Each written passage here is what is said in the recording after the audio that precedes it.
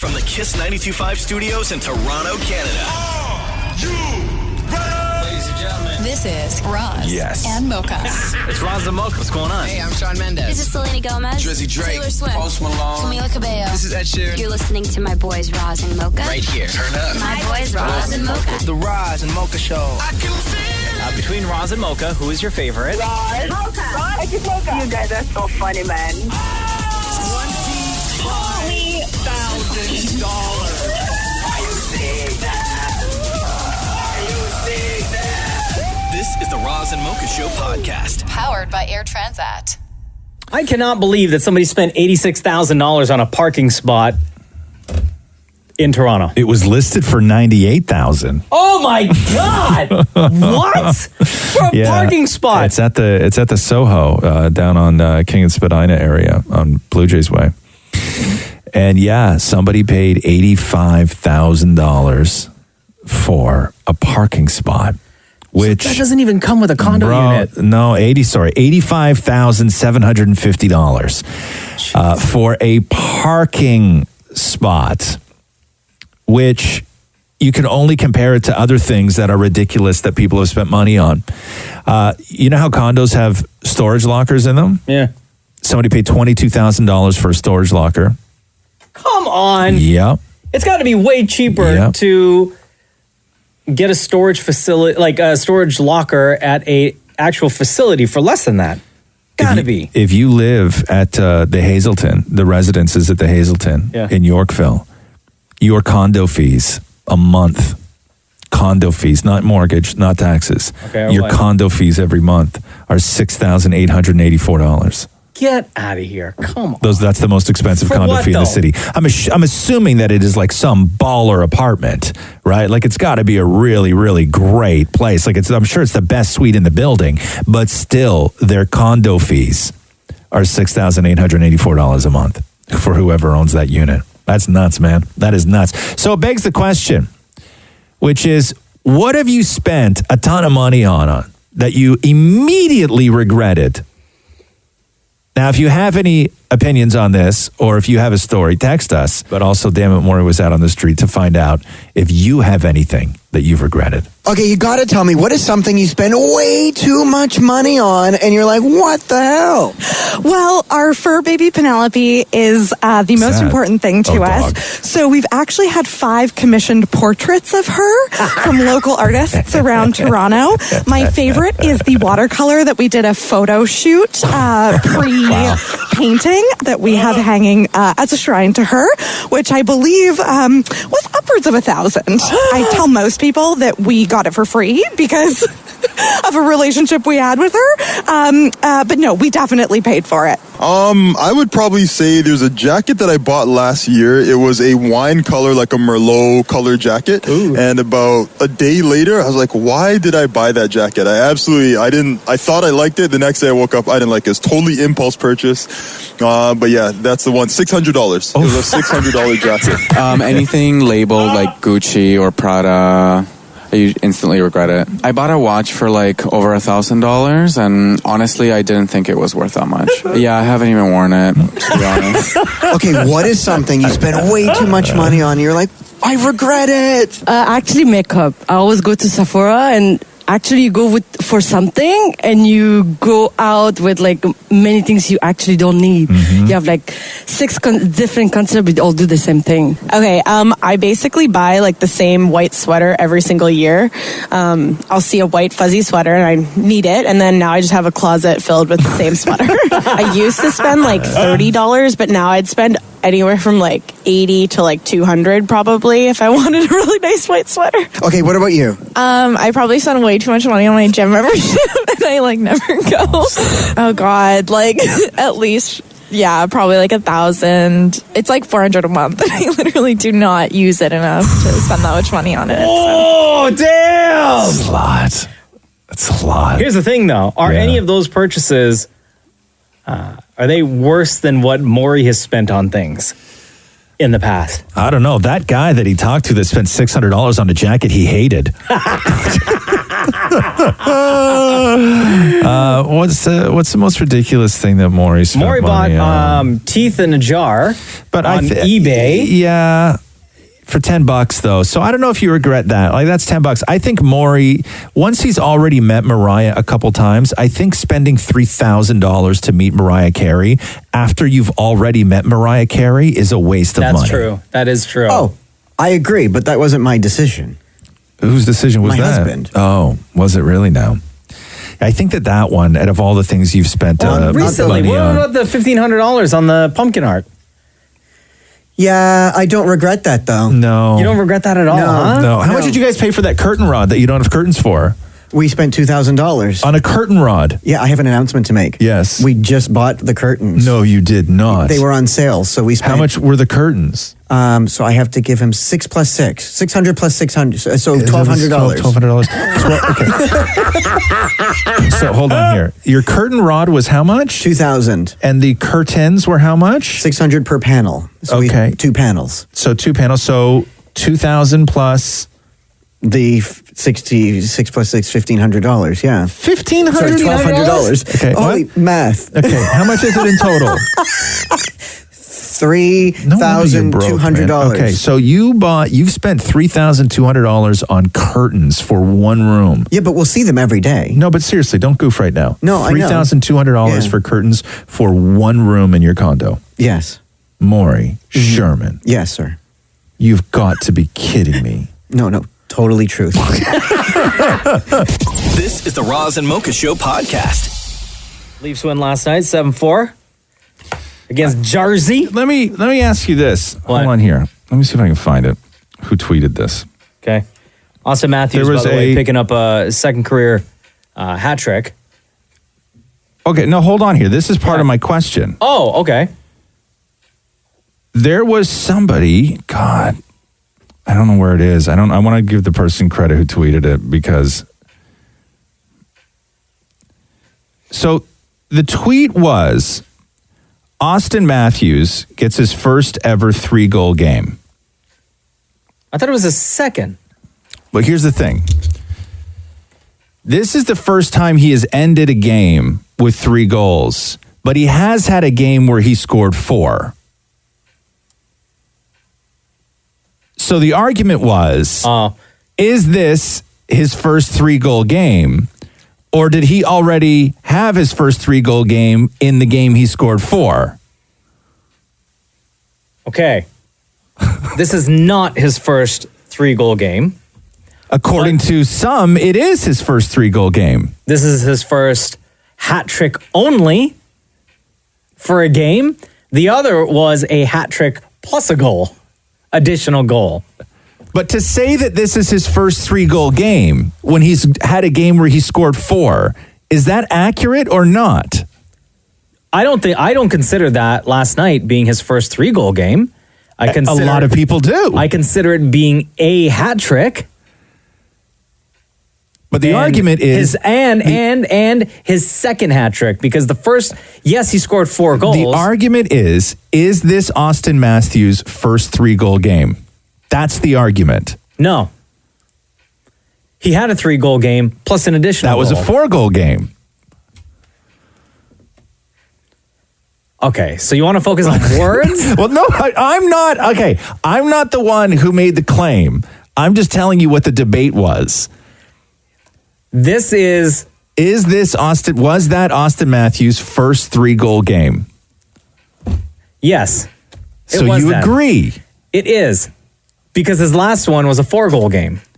Okay, so if you had, but I still consider both games him scoring hat tricks. Okay, so let me say this then. Okay, if you started working, right? And you got your first paycheck. Yes. At the end of the day, right? Ooh, I like this job. Okay. You got paid at the end of the day? Yes. Okay. Right? And I handed you $100. Thank you, by the way. Okay. And then so you then go about your life. Right? Your first paycheck. Yeah. Gonna go buy a new pair of sneakers and a hat. You're like, woo! woo, right? Baby, we're going out. We're going to Ponderosa tonight. Okay. And then the next day, you go to work. Yes. And you do a little bit less because you have other requirements. Sure. And I give you $50. Oh, I'd be mad as hell. Okay. And then you put the $50 in your pocket and you walk around. Would you say, man, I've never walked around before with $50 in my pocket? I've never walked around with $50 in my pocket. Because yesterday you had 100. Yeah, yesterday was great. But did you also have 50? I mean, 50 made up that 100. But would you say that on Tuesday, that was your first time ever having $50 in your pocket? Yes. I would say. You would? Yeah, I'd be like, I got $50. But the day before, you had 100. Yeah, but yesterday I had $100 in my pocket. Yeah, but within that, so you also, to have $100, you have $50 on you. Yes, I agree. So what I'm saying is I agree with both statements. My head was spinning this morning. It's the first thing I read. I'm like, oh, for God's sake. This is going to ruin my day. Is that a 3-goal game or is it not a 3-goal game? Well, it's both. It can't be both. Well, one game was a 4-goal game. Yes. Last night was a 3-goal game. But you can't have a 4-goal game without also having a 3-goal game. I agree. So was last night Austin Matthews' first 3-goal game? Yes. Oh, God. This is the Roz and Mocha Show podcast.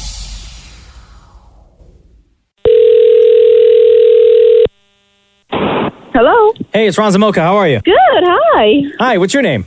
Leo. Leo, we're like super interested in your story because Roz, Leo texted and said she's got like this insane ghosted story that happened to her over the weekend. Okay. So what happened? So I've dated, actually no dated. I met a guy on one of the dating apps and we exchanged phone numbers because he said, you know, I cannot chat on this app. Let's exchange phone numbers. And he messaged me on my WhatsApp, which had a picture of me, you know, in a corner of it. And he said, oh, by the way, your chin picture looks a little bit off from the picture on the app. So I said, you know what, maybe it's an angle of the picture. He's like, okay, let's meet for coffee. So before that, I sent him a few pictures of mine, and I kind of consider myself okay-looking girl. I don't need to use a filter or anything. So I sent him my pictures of my body, of my face, you know, made sure I look kind of similar. I did the same lipstick for a date. He walks in Starbucks, and I sat in a corner, and I waved at him, and I said, oh, hey, it's me. I'm right here. So he kind of did, like, with his finger, like, one moment, stepped out of the Starbucks, sat in a car, and drove away. Oh, no! Oh, no! And he messaged me, and he said, you look absolutely nothing like in your picture. I left. I'm sorry. Wow. But you seem to be like in pretty good spirits right now, Leo. You know what? No matter how much confidence you usually have, it kind of does get to you because, like I said, I never needed to use a filter. I consider myself as a okay-looking person and kind of proud of how I look. So it was just very discouraging. My theory is maybe he was chatting with many other girls. Maybe he confused me with someone. What? I don't know. What did he look like? Like, was he, when you saw him, was he out of your league? You know what I mean by that, You know right? what? Yes, I do. He kind of looked like, so he had a great physique according to his pictures. It was difficult to kind of say how his face looked like. He never shared his face picture with me, so I kind of... He never shared his face picture with you? No. Oh, honey. Did you ask him? You asked him, right? You know, I did not, just because, again, I kind of felt uncomfortable. I don't want to be shallow. I liked his personality on a you messenger. took pictures of your face and you sent it to him. I know. That was a bit of a... Now, when you said that you were taking pictures of your body and showing him, what kind of body shots were you sending him? So I was actually just got back from my vacation, Yeah. so I was just dressed like summery, you know, because people are like, want to see how your physique look like or your height or whatever that is on those dating apps. So, Leo, what you doing? So you were sending it was him, just me posing next to a girl, lake. you were sending him vacation pics, full body vacation pics, and he wouldn't send you a picture of his face? No. And then he saw you and turned around and walked out? Yes, but so here's the thing. So he walked 1 foot in Starbucks, but the other one was kind of holding the door. So he was kind of like... He wouldn't even commit to going all the way in? Oh, wow. No. So what's the term for that? Is it ghosted or it's like David No, Copperfield? that's just, or- no, we're going to kick it old school, okay? That's just rude. So now I'm laughing at it because, you know, obviously all my friends and family were laughing at it because it is a funny story. But at the moment, it definitely kind of gets to you and you think, did I look that horrible? But Leo, that here's the he thing, said though. that? Like, you are, you're lucky that you don't have this guy in your life because you don't need that kind of a person to be a part of your life. That's true. And you know what? And I did a few dating things, and, you know, everyone in the pictures looks slightly different. Angle, smile, pose, whatever that is. I would actually sit down with him, have a cup of coffee, you know, and then if that's not it, if I was disappointed, message him and say, listen, didn't feel the connection. Thank you for the coffee. But that was so rude, I just couldn't even come up with a term for this. I'm like, that's not technically ghosted, but Yeah, no. there should be a term Now, for did this. you delete him from WhatsApp, or do you still chat with him? did. You did. Okay, I good, did. I good, did, good. yeah. So tell us, for everybody else listening right now, what did he miss out on? So he actually missed out on a very intelligent, fun, and well-traveled girl. So he can, I don't know what he can do. I'm not going to be mean. I'm a nice person. Aw, Leo. Girl, you are nice. Well, thank you for sharing your story with us, and thank you for listening to the Roz and Mocha Show. Thank you so much, guys. Love you. This is the Roz and Mocha Show podcast. Hey, Maury, come in here for a sec. It's spelling bee season. Oh, is it? But I have first a complaint. Yes. And I mean no disrespect. Okay. You used to call me in saying, my love, and you, the last 3 times, this being the third, you've not said my love, and kind of hurts a little. Interesting. Yeah. Do you want me to leave the room and you call me back in? No, my love, you can stay. Okay. What's crazy is that he actually counted the times I know. that you haven't I said actually have a my little love. post-it at Super home, and when I weird. go home, I check Shut it up. off. Stop lying. Do you want to play or not? Of course, I always like playing with you. Okay. See, again, it's not helping. I didn't man. mean that to be Honestly, like that. It's not I literally helping, meant I dude. just it's like not playing with helping, you. man. This is why. I'm No, but you like took it having that her. way. I'm like having her for Maury all morning. So let's get Maury on the show, have some fun, and then you come in and you like immediately Get all weird. make me regret it. But what was so weird about saying I like playing with you? Just about everything, I would say. Let's play. Just about everything. So let me read you this. Can you actually pass this spelling test for gifted first graders? Wow. Well, now it says first graders. Gifted, though. Gifted first graders. I'm going to say by going through these words, you're probably, for the average kid, these are like grade 3, grade 4 words. Okay. And No pens, right? Let's go Like, with grade this is a 4 spelling words. bee rule. Correct. Let's go with grade 4. I'm going through them right now.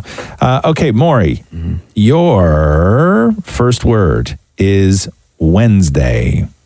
Wednesday. Wednesday. Sorry, say it again. Wednesday. Wednesday.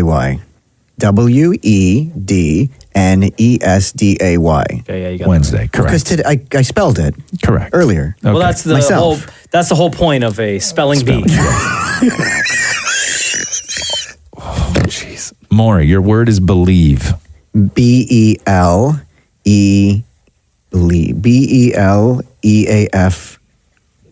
Excuse me. Believe? Belief? Okay. Believe, Maury. BEL. Yeah. EAVE. Believe. No, incorrect. BEL. Yes. I know y'all heard him get Wednesday and you thought that this was actually going to go his way today, huh? Not a, Okay, can everyone shush? Yes, absolutely. Okay, BEL. Yes. EEVE. believe. Okay. BELIEVE, Maury. But why is there an I? Okay. Okay. Shem's losing his mind in the other room. Okay. Maury, your word is daughter. Oh, DAUGHTER.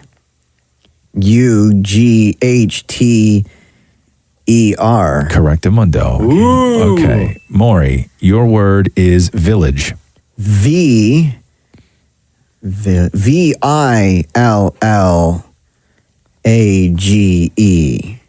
Correctamundo. Oh, wow. Maury, your word is smiley. Okay, SMILLEY.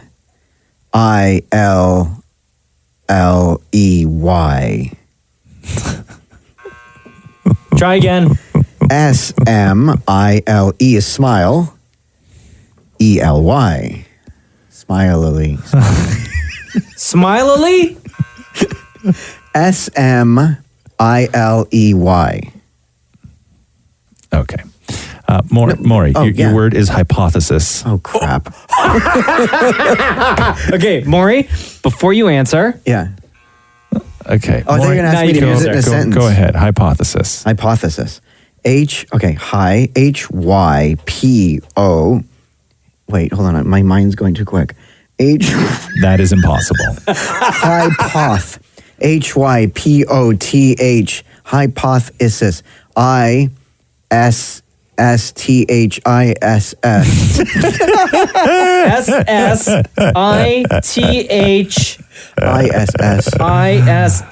Okay. So as Maury's spelling, Thank you. Please. Yes. I'm writing everything down. Because I'm not allowed to write it down. Okay, I'm very curious as to. So the way Maurice just spelled out hypothesis is what I wrote down. Hypothesis. Hypothesis.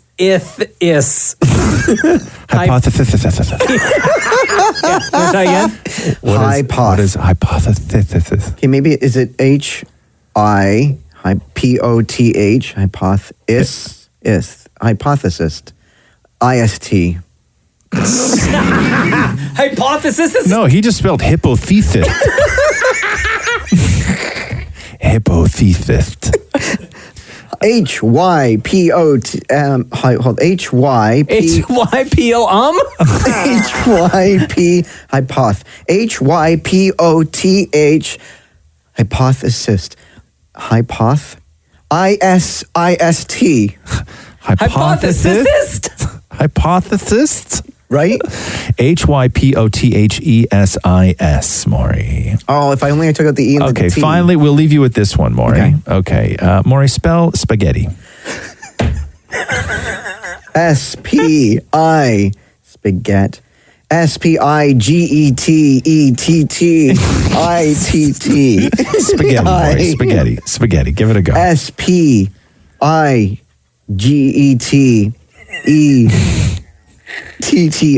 Yeah, spaghetti. You just spelled spaghetti.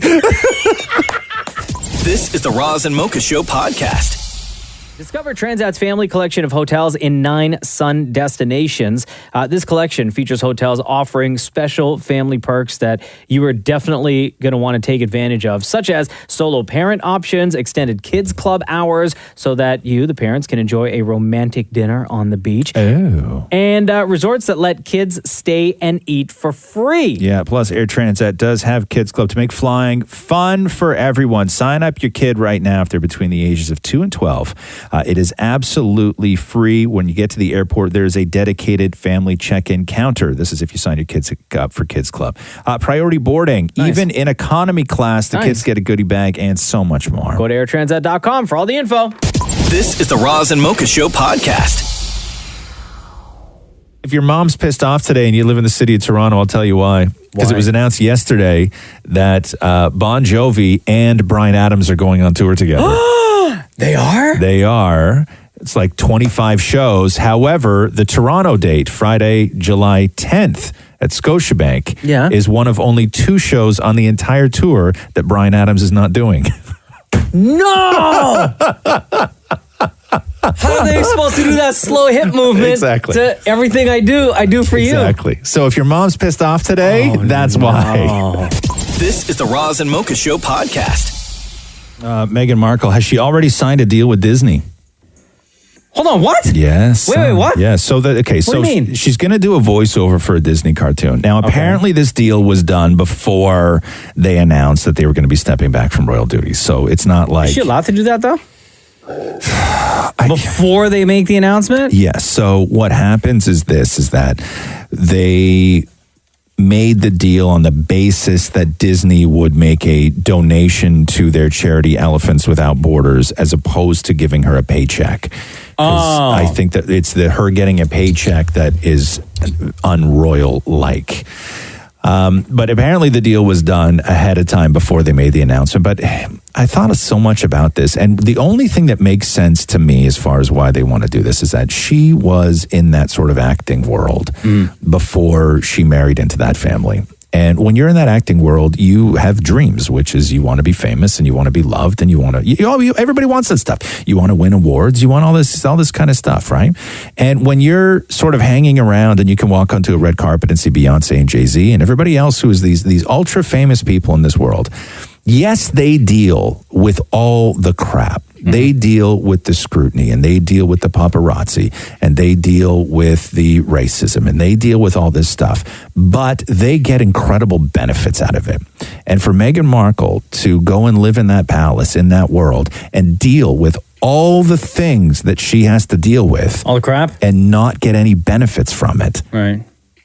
Of course you're going to dip. Of course you're going to dip. It's kind of be at the bottom of that totem pole too, it's right?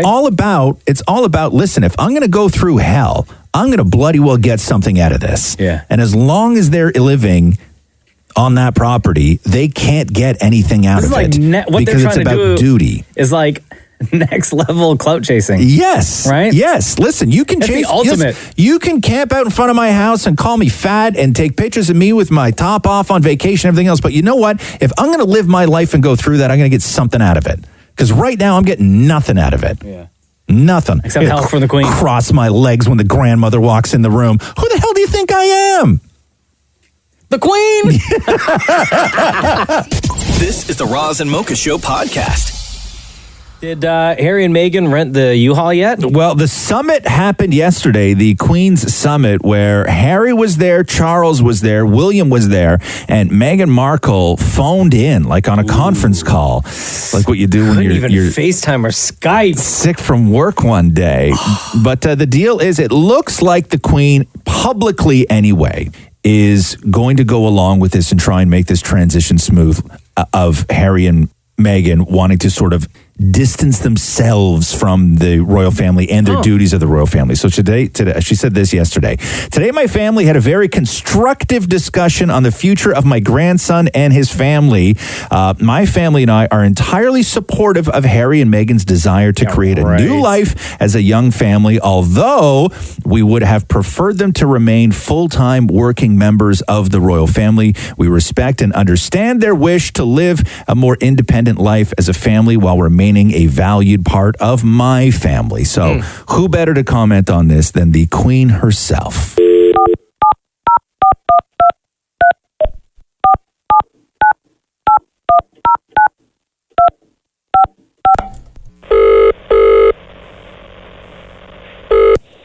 Philip, stop measuring Harry's bedroom for a pool table.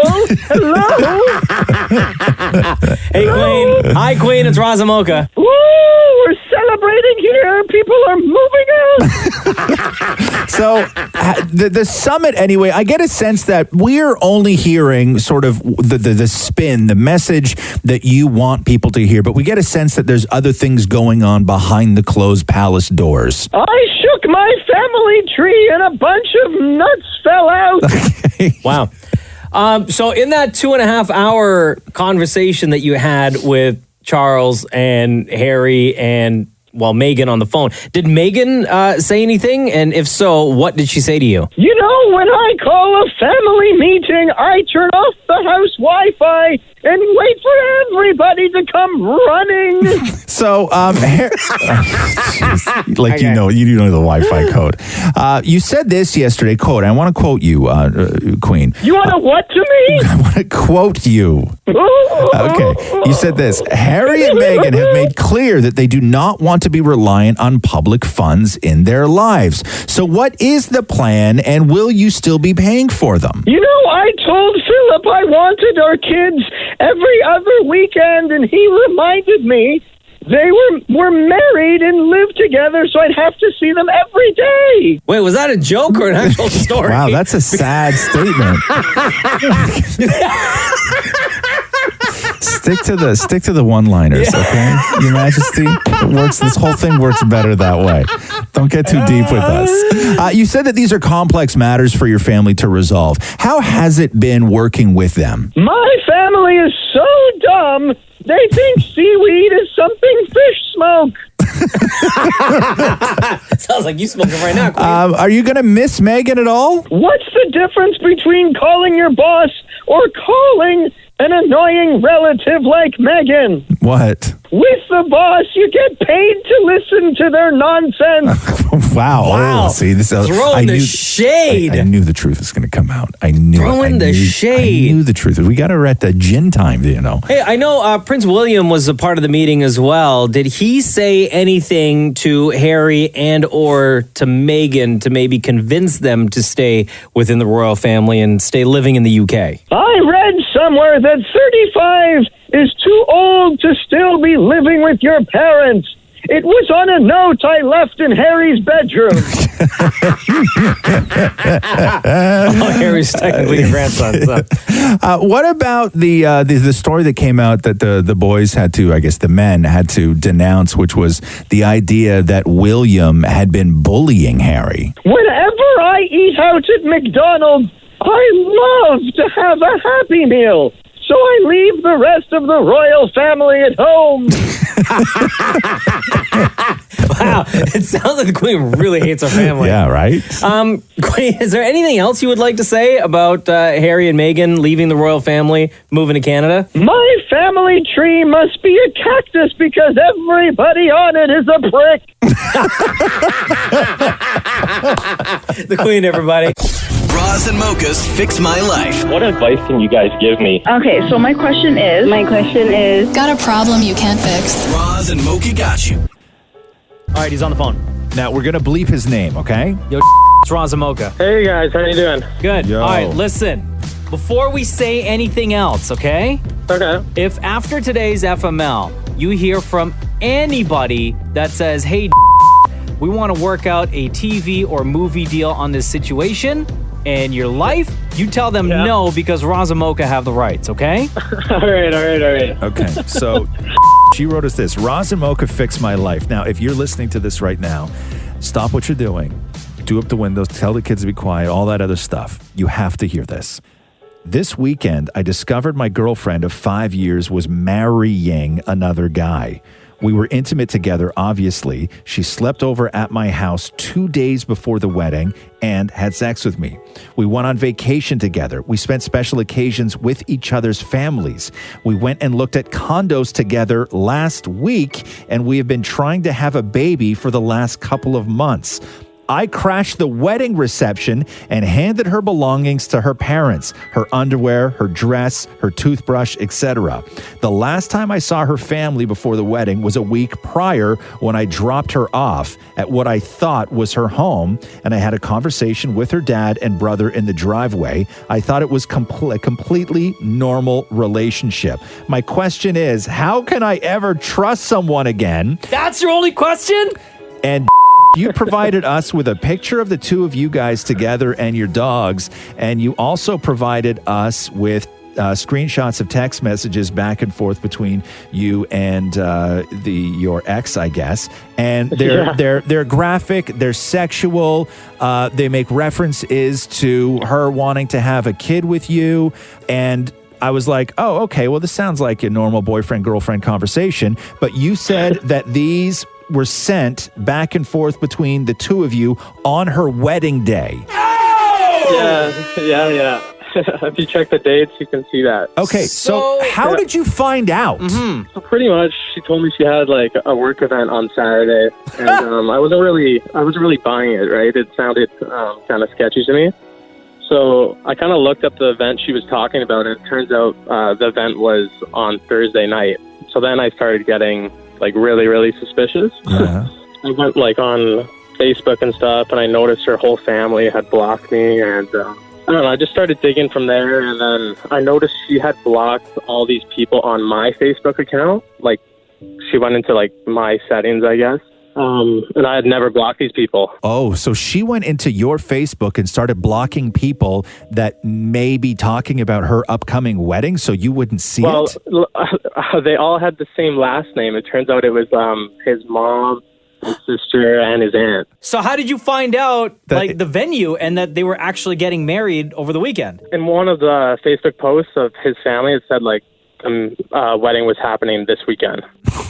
And my sister ended up finding with the location and a wedding invitation. So the day of the wedding, you show up at the reception, you got a box of her crap. You walk into the reception and you go straight to her or you go straight to her parents? Right when I got there, her dad locked eyes with me. Yeah. He completely shrunk because he knew what was up. And he kind of went to the family table, and I guess there was a little bit of commotion. I guess he was telling them what I was here.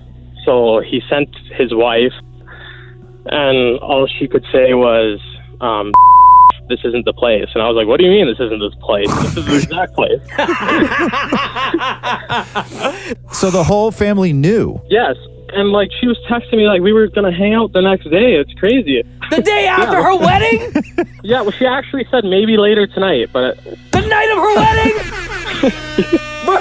So did you not did she not have friends that ever came over or anything like that? So she had a best friend that I met a few times, but I kind of I don't know, I didn't think much of it, her not having many friends, I guess. And so, but this other guy, the guy that she ended up marrying, he had no idea, or did he know?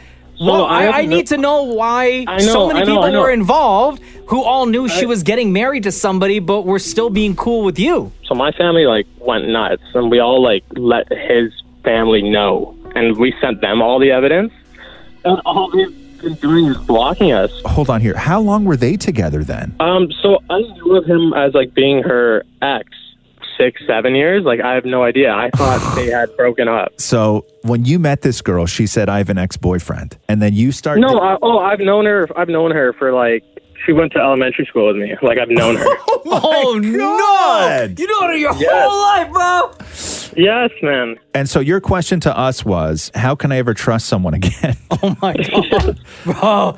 In any other sort of circumstance where somebody just got cheated on or whatever, we could give you the whole rap about how it's going to take some time. This is such an isolated, freakish incident that I wouldn't let what this woman did to you affect any other part of your life other than what's natural. I wouldn't let this affect your trust with anyone. And then again, the text messages back and forth between the two of you guys, which were quite filthy, by the way, but ended with her giving you the pregnant lady emoji.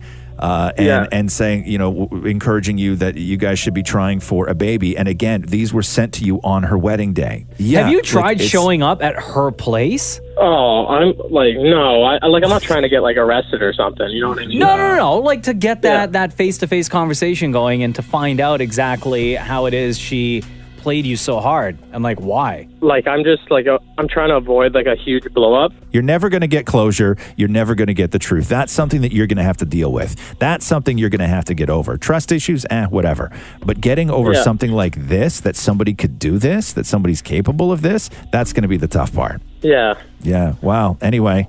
Good luck. So good luck. I appreciate the words, guys. There's no chance that she's going to call you in a couple of weeks and say that she's carrying your child, right? I don't know. The last time we tried, it was Friday morning. The day before her wedding. Well, I'm really scared.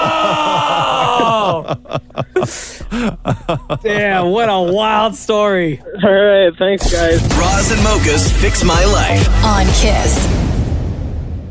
Shout out to the rest of Canada that gets to listen to the Roz and Mocha show. Kiss 102.7 in Kingston, Kiss 105.3 in Ottawa, Kiss Radio in Vancouver, and Kiss 91.7 in Edmonton. And I was looking at the weather in Edmonton, and with the wind chill, it's going to be minus 39 out there. It's not right. That's not fair.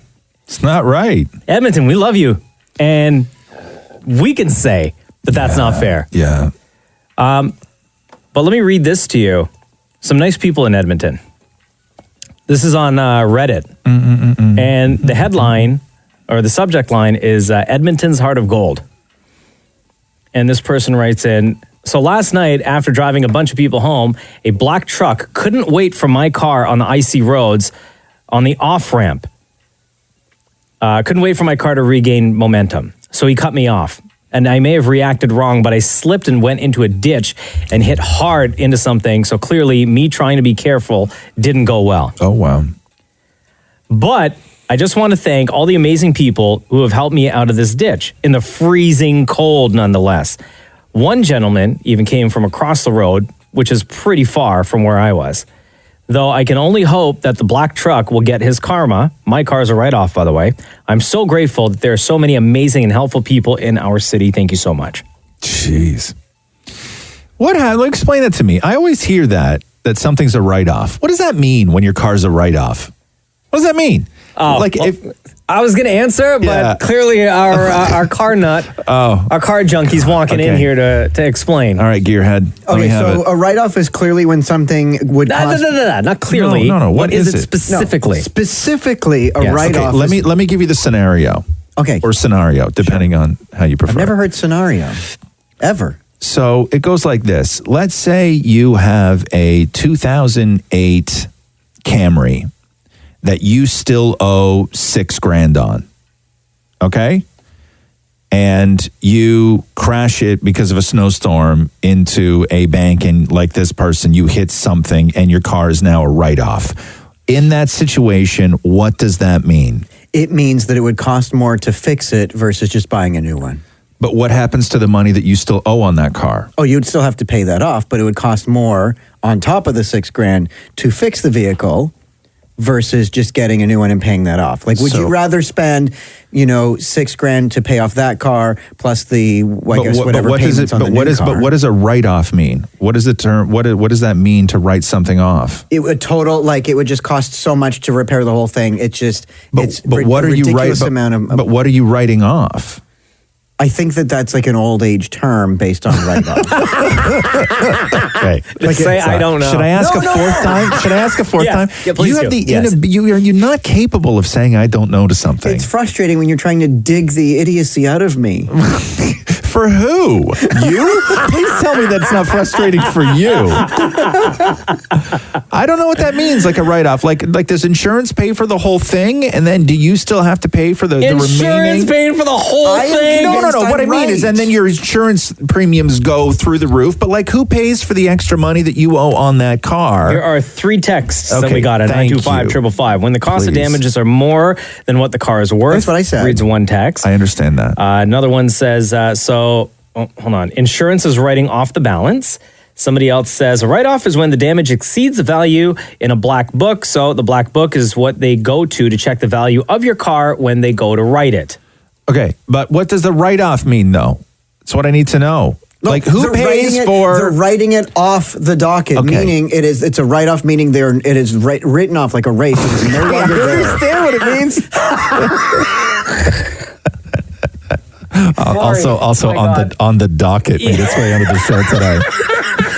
No, but what I'm saying is that if you owe $6,000 left on that Camry, who pays the $6,000 if that car no longer exists? Do you have to pay that off, or does insurance pay that off? Insurance pays that off. I'm pretty sure it's insurance that pays that. Right. But then, your premium for your insurance goes But they're not going to repair it. The $6,000 I understand that, but what is the write-off is what I'm trying to determine here. They pay the $6,000 and they write it off, meaning it's written off of existence. Okay. It doesn't matter how many times you say it, right? man. I know. Just explain Again, it. 925-555. Somebody said insurance is writing off the balance. Okay, thank there you go. So That's the answer. So, but then your premium goes up. Way up. Yeah. Unless it's your you're first in a time. lose situation. Unless it's your first time. You're allowed, my dad says you're allowed one My oops. dad says. You're allowed one what? You're allowed one oops. One oops. Is that the official term? This is the Roz and Mocha Show podcast. Hi, it's Roz Mocha. Who's this? Hey, Mocha. It's Katie. How are you guys? Good, Katie. What's going on? All right. I work in insurance, and I used to work in the write-off department. Oh, so all maybe right, I can perfect. help you guys out. Before we get into this, Katie, okay, the term write-off gets thrown around a lot. Like, I've been out for dinner with people where they grab the bill and they're like, don't worry, I'll write it off. Like, the term write-off is, like, people are very willy-nilly with it. But when it comes to something, a car, like a car that you still owe money on, I just don't know what that means. Yes. So when you still, like, Maury was half right. So we'll give him that, okay? Half point for Maury. So a write-off really is when your vehicle costs more to repair than the Blue Book value really on the vehicle. So what we will do is give you the Blue Book value, and if you still owe on that, that's on you. So if you owe $6,000 and the value of your car is, let's say, $4,500, then it's up to you as the owner. After you, the insurance company, gives me the value, the $4,500, then I got to come up with the extra $15 to pay. Correct. And the reason why that is, honestly, we don't know what your percentage is when you finance, or did you roll over roll over the loan or whatnot. So we're not going to pay off your loan. We'll pay off what the vehicle was worth. So if you rolled over your loan, that's on you, kind of thing. Because believe me, if you guys paid off the loan, people like Maury would be driving into guardrails. Exactly. So it's a protection thing, really, for all of us. Smart.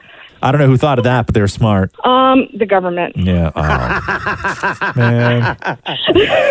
The government. They're the ones that make the rules, not us. Right on. Katie, thank you so much for calling in. We appreciate it. No problem, guys. Have a good one. This is the Roz and Mocha Show podcast. We're going to head out to Manitoba in a second, Roz. Yeah, the Manitoba chicken lady. Family Feud Canada last week, Eve Dubois. If you have not seen this clip, we'll play it for you in a second. She came up, the game was a tie, and it was the first person to answer this question got it right. And the question was simply this. Whoever guesses this wins the game. Here we go. Name Popeye's favorite food. Chicken!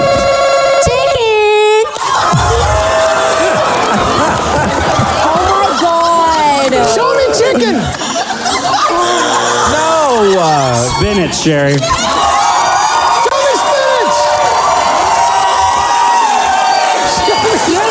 Yo, the confidence, Bro, too, in her answer. She was like, I got this. It's a hell of a way to get famous. It really is. And apparently Popeyes has given her like a ton of money and free food, too. Wow. So let's head out to Manitoba right now, Mocha. Hey, Eve Dubois. It's Roz and Mocha. How you doing? Good morning. How's life out there?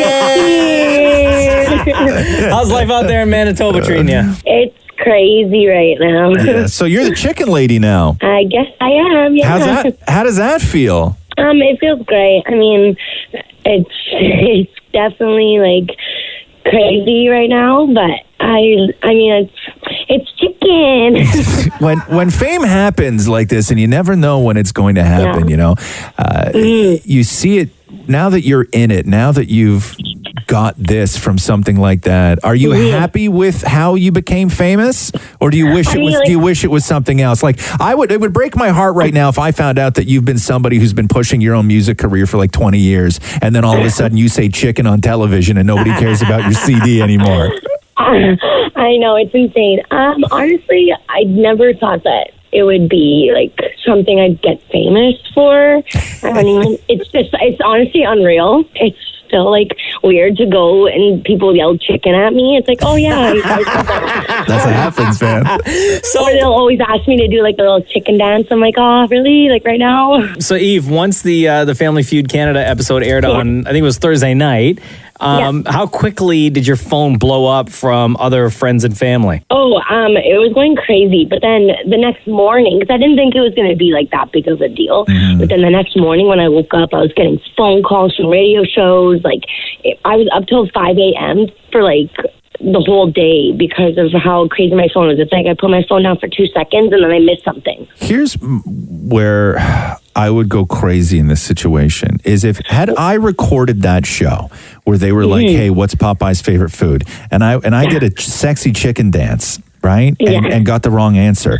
You still had a good while before that episode actually aired, right? Yes, it was like, I believe we weren't allowed to say anything until the day it aired. Yeah. So I'd say it was about a month. A month. See, I would go crazy. Were you not going nuts, or did you just not care? I mean, I wanted to tell all my friends, like, oh my God, guess what, we won. But, like, it just, you had to, right? It was like, we had to not say anything. It was making me go crazy a little bit, but I had to. But knowing that I embarrassed myself, not that you embarrassed yourself, but that's how I would feel I did, right? I would be so obsessed with my failure that I wouldn't have been able to sleep that whole time. Oh, honestly, I thought I had the W. Like, I thought I won, so I wasn't embarrassed at all. I was ready to go home. So other than the phone calls that you got from like friends and family and like the media and stuff, did you get any phone calls from companies who were like, hey, we want to get in on this. This is a great opportunity for us to kind of team up? Yeah, I have a couple of people that want me to do a chicken parade in summertime, and I also have a couple car companies that want me to do commercials for them. Wow. Oh, yeah? Oh, because you yelled out chicken. So, oh my God. So do they want you to be like, Nissan? Yeah. They want me to like promote them, and I'm pretty sure they want me to say chicken. Like, Yeah. Has Popeyes reached out to you? Yes. So Popeyes, there's a Canadian Popeyes, I guess, and they wanted me to go to their store and kind of just like promote them a little bit. I also had one of the managers offer me a job at Popeyes Chicken. Right. And obviously I'm like, hey, the only job I take there is being the owner, you know. So the headline was that Popeyes gave you $10,000 worth of free food. Yeah. Is that true? Yeah, they did. So I have to just redeem my voucher. Oh, that's a lot of biscuits and gravy. That's a lot. I know, right? Oh. So much chicken. That's a lot of chicken fingers from Popeyes. Oh, my God. So good. Yeah. Wow, Eve. I'm set for life. Well, thank you for being so wildly entertaining. And you know that we could not let you go without you. And I don't know if you're standing right now, but if you could stand and do the dance, that would be great. I'm doing it right now. Okay. Go for it. Chicken. Thank you, Eve. Yes, of course. You're the best. Take care. Bye-bye. Okay, bye. This is the Roz and Mocha Show podcast. Let me ask you a question here. Go. Coming up, which I guess is the Monday after Super Bowl, is one of the Mondays or one of the days where people most often call in sick. Fake sick. So I shouldn't tell you that I haven't been feeling well the past couple of hours. What are the other days where people most often call in fake sick? Okay, so number one on the list. I'm going to give you number one on the list because you will never get it because it doesn't apply to us. It applies to other provinces and then places in the States as well.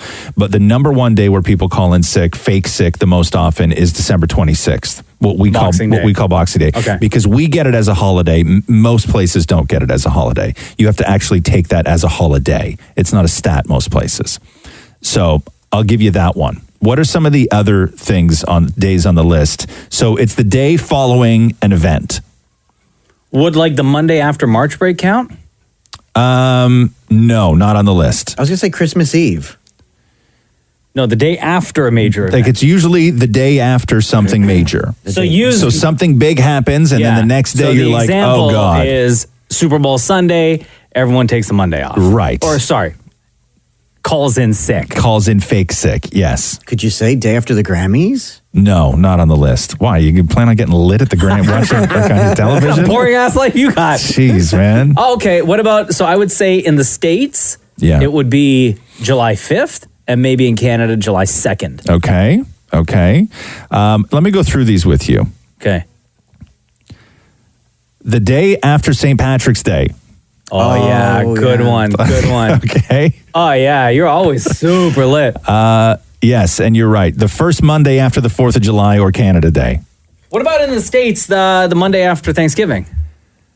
No, because they get the whole week off ahead of time. Oh, okay. January 2nd, which is a lot of people are still hungover from New Year's Day. Oh, and if that January 2nd falls on like a Friday, nobody's going to work that day. The worst. Oh, the worst. Number 2 on the list was the Monday after Easter. Really? Yeah. Because that's not an actual holiday, right? Like Good Friday is the holiday. Yeah. But there's really no such thing. They call it Easter Monday.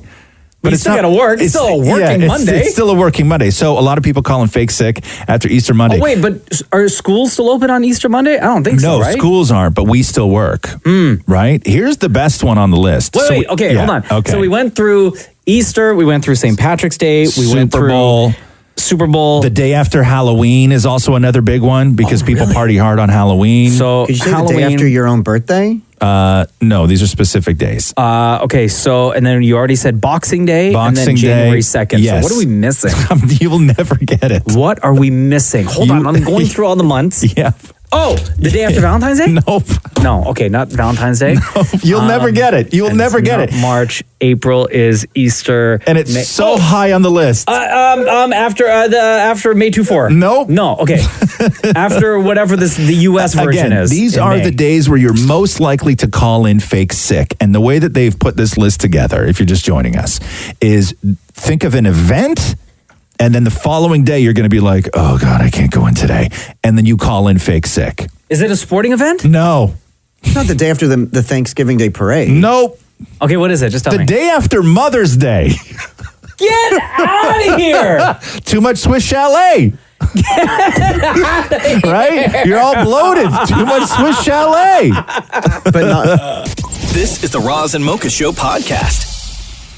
Hey, did the person who won the $70 million Lotto Max last week, they never came forward yet, huh? No, that one ticket that was bought in Brampton? Jeez, I'll tell you, man, I lose so much interest after I find out that I haven't won. Oh, like, wow. are you sitting around looking for the picture of the guy, like with the giant check?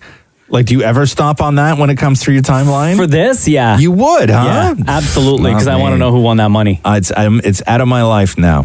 Out of my life. I don't know. Jackpot on Friday was a measly $33 million. Nobody won that. These peasants. I won a free play. So tomorrow is $40 million. What? I won a free play on Friday's draw. Because was that a rollover? Did you win anything? You didn't win anything from the but then early so week. I played again. Yeah. And I won a free play. How much did you spend? $21. Okay, so how much did you spend earlier in the week? $21. So you're $42 in now on a free play. But it's not a loss because I carry it over to the possibilities of winning next time. That may be the most optimistic way to look at lottery that I've ever heard. So hold on, explain that again. Which you part? don't consider. He forgot already. Okay, so you were $21 early in the week for the $70 million. Yeah, $21 at the end of the week. Yeah. How much is that now? $42 in. You just came in here like you were holding the cup because you got a free play. Yeah, and big winner. I cashed that in and paid for Encore. Okay, and so you don't think that this is a loss? No, because it's putting money on the pot that I could win back. Like, I don't look at losing a lottery like losing because you could always win again or, win next time. But you're $42 in already. Right. To my $70 million one day. So, like, do you look at the $70 million? Okay. But what if somebody else wins? Then I'll win next time. But then they just won your money. No, my money is just moved into the next pot. What? That doesn't because even make every time sense. you buy another $21, it's your possibilities to win. And if you do eventually win your $70 million, yeah, but when you win $70 million, then you can minus the $700, however you put money. No, that's not how it works. No, but it's a good way to think about gambling. No, it's a good way to understand why you're broke. I'm trying to look at this half full, right? You look at money like I've never met anybody else before who looks at money that way. Money that you don't have. Like, you think that is still your money just waiting for you, right? Yes, thank you. This is the Roz and Mocha Show podcast. So that guy who won the $70 million in Brampton didn't want to talk to anybody, huh? Because I guess you have the option of not doing press. Yeah. Kind of sucks. I want to hear somebody go off on winning $70 million. I mean, I wouldn't talk to anybody either. We all know that. You do everything to avoid showing up to that OLG office and be like, yo, can you guys just e-transfer me? Oh, I would just assume I would sign the whole thing over to Catherine. and have her go get it, just like I do when I need hamburger buns. With everything else. Babes, please, I'm so tired. Yeah. Please. I had a really long day today. Dude, come on. Just please. Please. Oh, okay, well, if you're going to get hamburger buns, get a hot chicken too, okay? Might as well, Please. I'm just so tired. I'm like sore. 70 million. 70 million, yeah. So good for that guy. Alden Lewis, 49 years old. That is the perfect age right there to win $70 million. Yeah. It really is. That's a perfect age. And also, what does he do for a living? He's like some financial guy too, right? Hold on here. I know yesterday he said that he's going to invest some of the money. Yeah. And which is smart, obviously. Yeah. Invest some of the money and do some traveling, which is great. But God, man. He also, they say, has a reputation of being a lucky guy, winning a car last year. What? And first and second prizes in a workplace holiday draw. Oh my, you know what? Like this, don't do that, right? Don't do that. Don't rub it in everybody's face? When you win 70 mil, right? Don't go there and go, oh my God, I can't believe it's $70 million and I won the office raffle last week. Yeah. Right? And I won a car last year. Don't do that. Don't throw the office raffle in there. That's dirty at that point. That's when people stop liking you. No way. I'm glad right? he did. I wonder if part of the reason why it took him a week to come forward was because he wanted to line everything up like with work and maybe change his phone number. Yeah. Here's my thing with that, though, with waiting, because and I know you're supposed to. You got to like settle your affairs. You got to line up the accounts. You got to get the financial people in place, everything else. And so I understand why people do wait. But my thing is this. Yeah. If I had at home the ticket that I knew was worth $70 million. Yeah. In those 5 or 6 days where I'm planning everything. You'd be so paranoid. I would be so paranoid. I wouldn't leave the house. I wouldn't allow anybody to put the lights on. No chance of electrical fire, first of all, right? No lights, no heat, no nothing. Yeah. Okay, we're doubling up on jammies and we're all sleeping together, right? It's going to be cold, but the tickets... I'm keeping my eye on everybody in this house. Don't touch my ticket. Exactly, but the ticket's going to be safe. Like, I don't know where I would put it, because if I left it on a shelf, if I put it in a tin on the shelf, yes, I would say no less than 2,000 times per day would I check the tin to make sure the ticket's still in the tin. It would drive you nuts. It would drive me For 7 crazy. days straight. Yes, it would drive me nuts. And I understand that that's part of the process, but you have to do it. I mean, I know he's used to it with the office pool and everything. You know? Mr. Lucky Pants over his here. Oscar picks. No, I was thinking about similar to what, like, it would drive me crazy. I would go mad. I was thinking if I had that winning ticket, where in the house would I keep it to make sure that it was completely safe? Oh my God! And you have you have a hyena in the house. You have a toddler. Yeah. Like, well, the people that we bought the house you know what from, I mean? But you right? put jam fingers all over it. I know. Dad, let me say no. We the people that we bought the house from in the basement in the furnace room. Yeah. Oh, you know what? Forget it. Never mind. You're not going to give up your hiding spot? No. I was just about to give us some very valuable information. Nothing. This is the Roz and Mocha Show podcast. Hello. Yo, Sarah, it's Roz and Mocha. How are you? Oh, good. I like the name Sarah. It's Courtney. You just said in your text message you didn't want to use your real name. I know. Oh, God. Courtney, I was trying to help you out. Well, anyway. So Courtney, real name Courtney, said, I won $100,000 last year, and I went the next day to pick it up, and I had to wait 4 hours to get the money. Oh, that's ridiculous. So was it like off scratch tickets, or was it like just picking numbers in the lottery? It was $649, the Encore. Oh, you got the Encore. Yeah, man. And so why did you have to wait so long? Procedure, I guess. I sat in this room for like 3 hours. Yeah. And then they brought me in and they interviewed me. And it was like so intense. Like the questions they were asking, they're like, what does your brother-in-law work for? What does your dad do? Really? So I was like, I don't know. Wait, they were like interrogating you? Yeah, but not really interrogating. They're just making sure that I'm the right person and I don't work for OLG retailer or the casino. Oh, I got you. To make sure that there was no, like... friends and family clause and all of that stuff. All right. That's crazy. So you went through the whole process, and what did you wind up doing with? Because at first, when you realize you make $100,000, you're like, that is a life-changing amount of money, but you really can't change your life having just won $100,000. You know what I mean? Yeah, no. Well, I paid off my debt. Good for you. And then I bought a house. Good for you. Smart.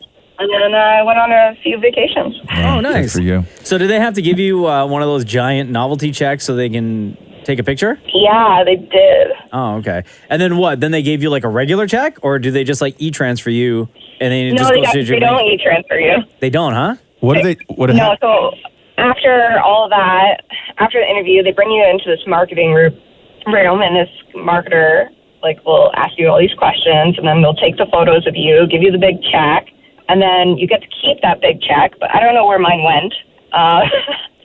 And then they bring you to the receptionist desk, and the receptionist just gives you the $100,000 check. And then you immediately went to the bank and deposited the money. Yeah, I had that train ride home. I was so scared someone was going to steal it. Yeah, of course. See? Paranoia sets in. That's what we were saying. Paranoid. Yes. See, if that were me, though, I would, and I don't know who you bank with, but I assume, Courtney, like all banks do this now. When you have the mobile app, you could just do the deposit where you take a picture of the front and back of the check right then and there. Yeah, I didn't want to do that. I went to the bank. I don't trust that. No? I would have done that right away. No, I don't trust that. Right away. No. I've never put do that. You can't do that with $100,000. I'm pretty sure there's a limit. Yeah, how do you know you can't do that with $100,000, Maureen? Oh, because when I've deposited a $25 check, it says limit 400. Oh. Maybe that's just your account because you're like forever in the reds. Yeah, no, that's crazy though. Yeah, see, I would be paranoid as well. I'm a paranoid guy normally, and that would drive me nuts. It would drive me crazy. Yeah, I was so scared. It was like I was holding my purse so tight. Well, thanks so much for sharing your story on the Roz and Mocha Show. No worries. Have a good day. Here we go. The Roz and Mocha Show Podcast. You got a beard. I do. I got a beard. You do. It's a very nice beard. Thank you. According to a new study, women. Yeah.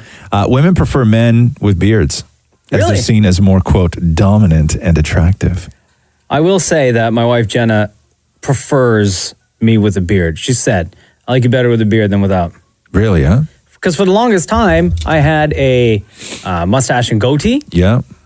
And then I wanted to switch it up, and I shaved everything. Mm-hmm. And then I started to grow the beard.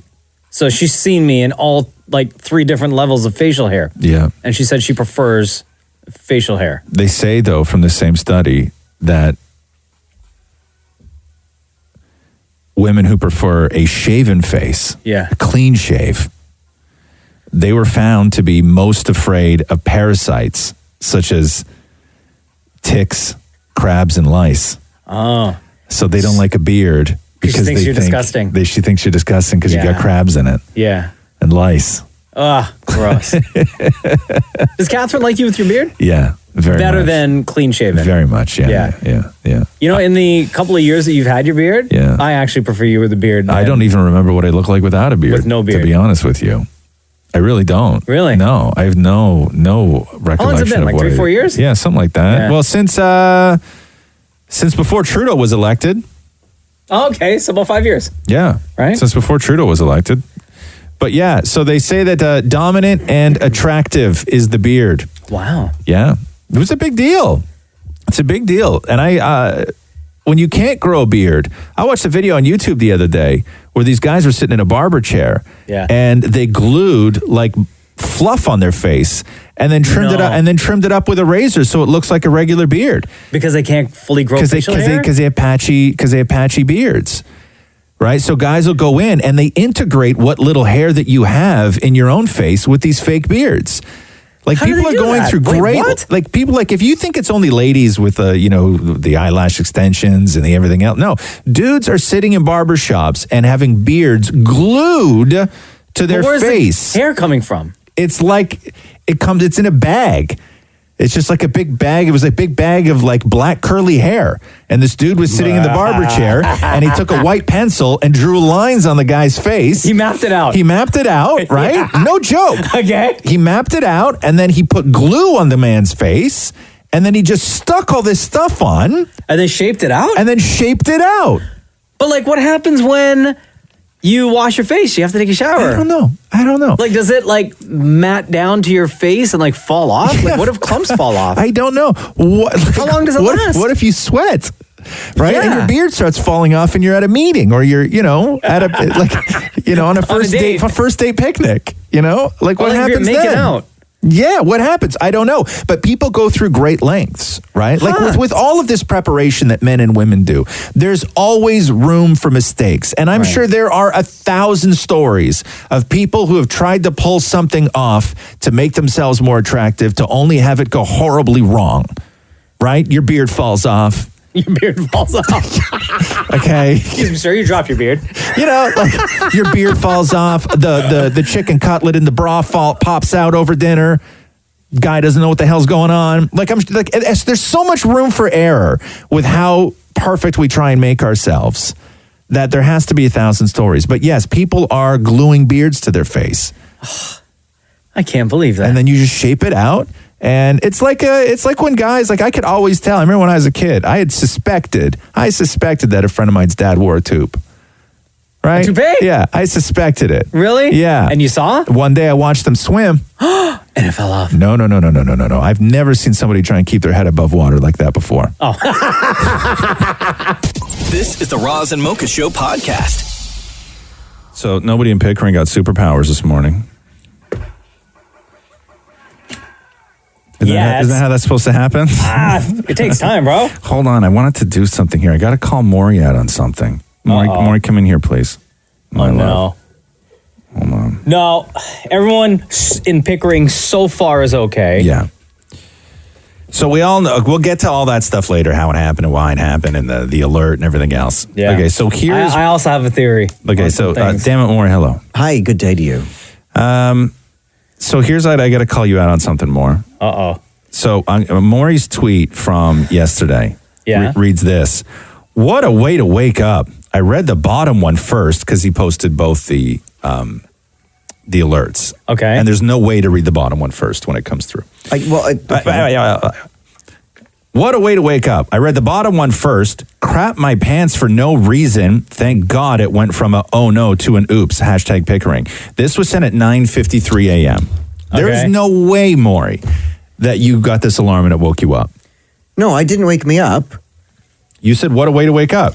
No, what a way to wake up. I woke up, looked at my phone, and it was on the thing. I never There's said no way that you read the bottom one first. Here's why I read the bottom one first, because I was lying in bed and grabbed my phone. Yeah. And the main, I guess, alert is longer, and the way you're lying in bed holding the phone over your face, the bottom one's closer to your eyes than the top Maury, one. you screen grabbed it. That's my my screen. Nobody would read the bottom one first. But I did read the bottom one first. There's no you read way. the first one. I understand you want to tweet and be a part of it, hashtag Pickering, right? But there's no way you read the bottom one first. To say you read the bottom one first makes no sense. But I did read the bottom, and then I read the top, and I was like, oh, okay, all is good in the world. But nobody would ever do that. But I did. I'm not nobody.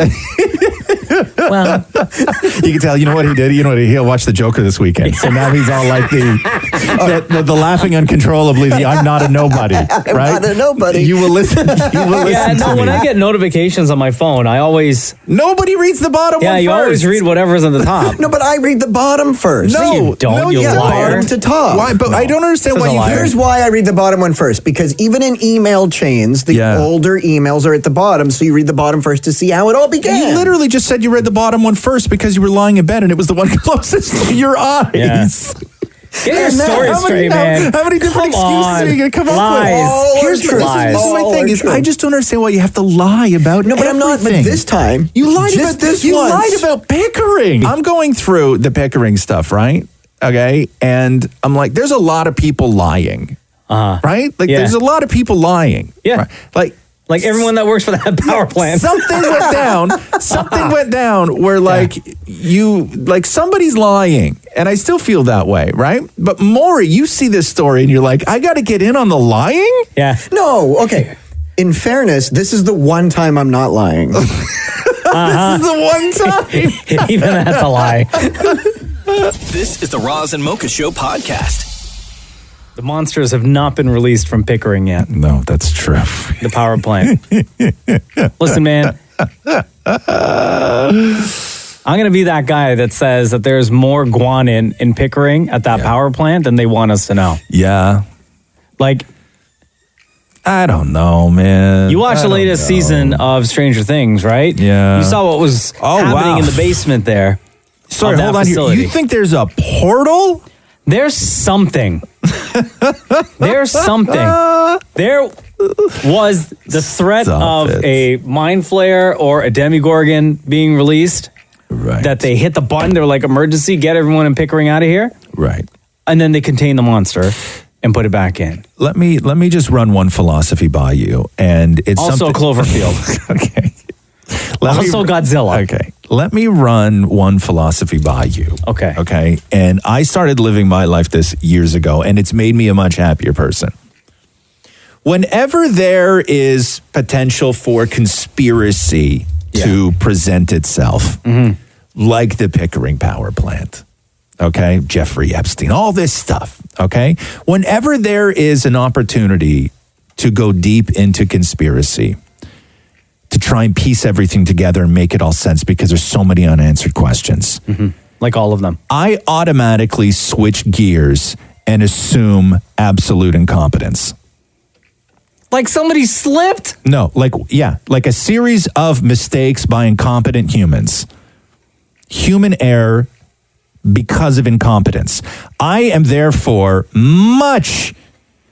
it's much easier for me to process Pickering when I just assume incompetence as opposed to a portal.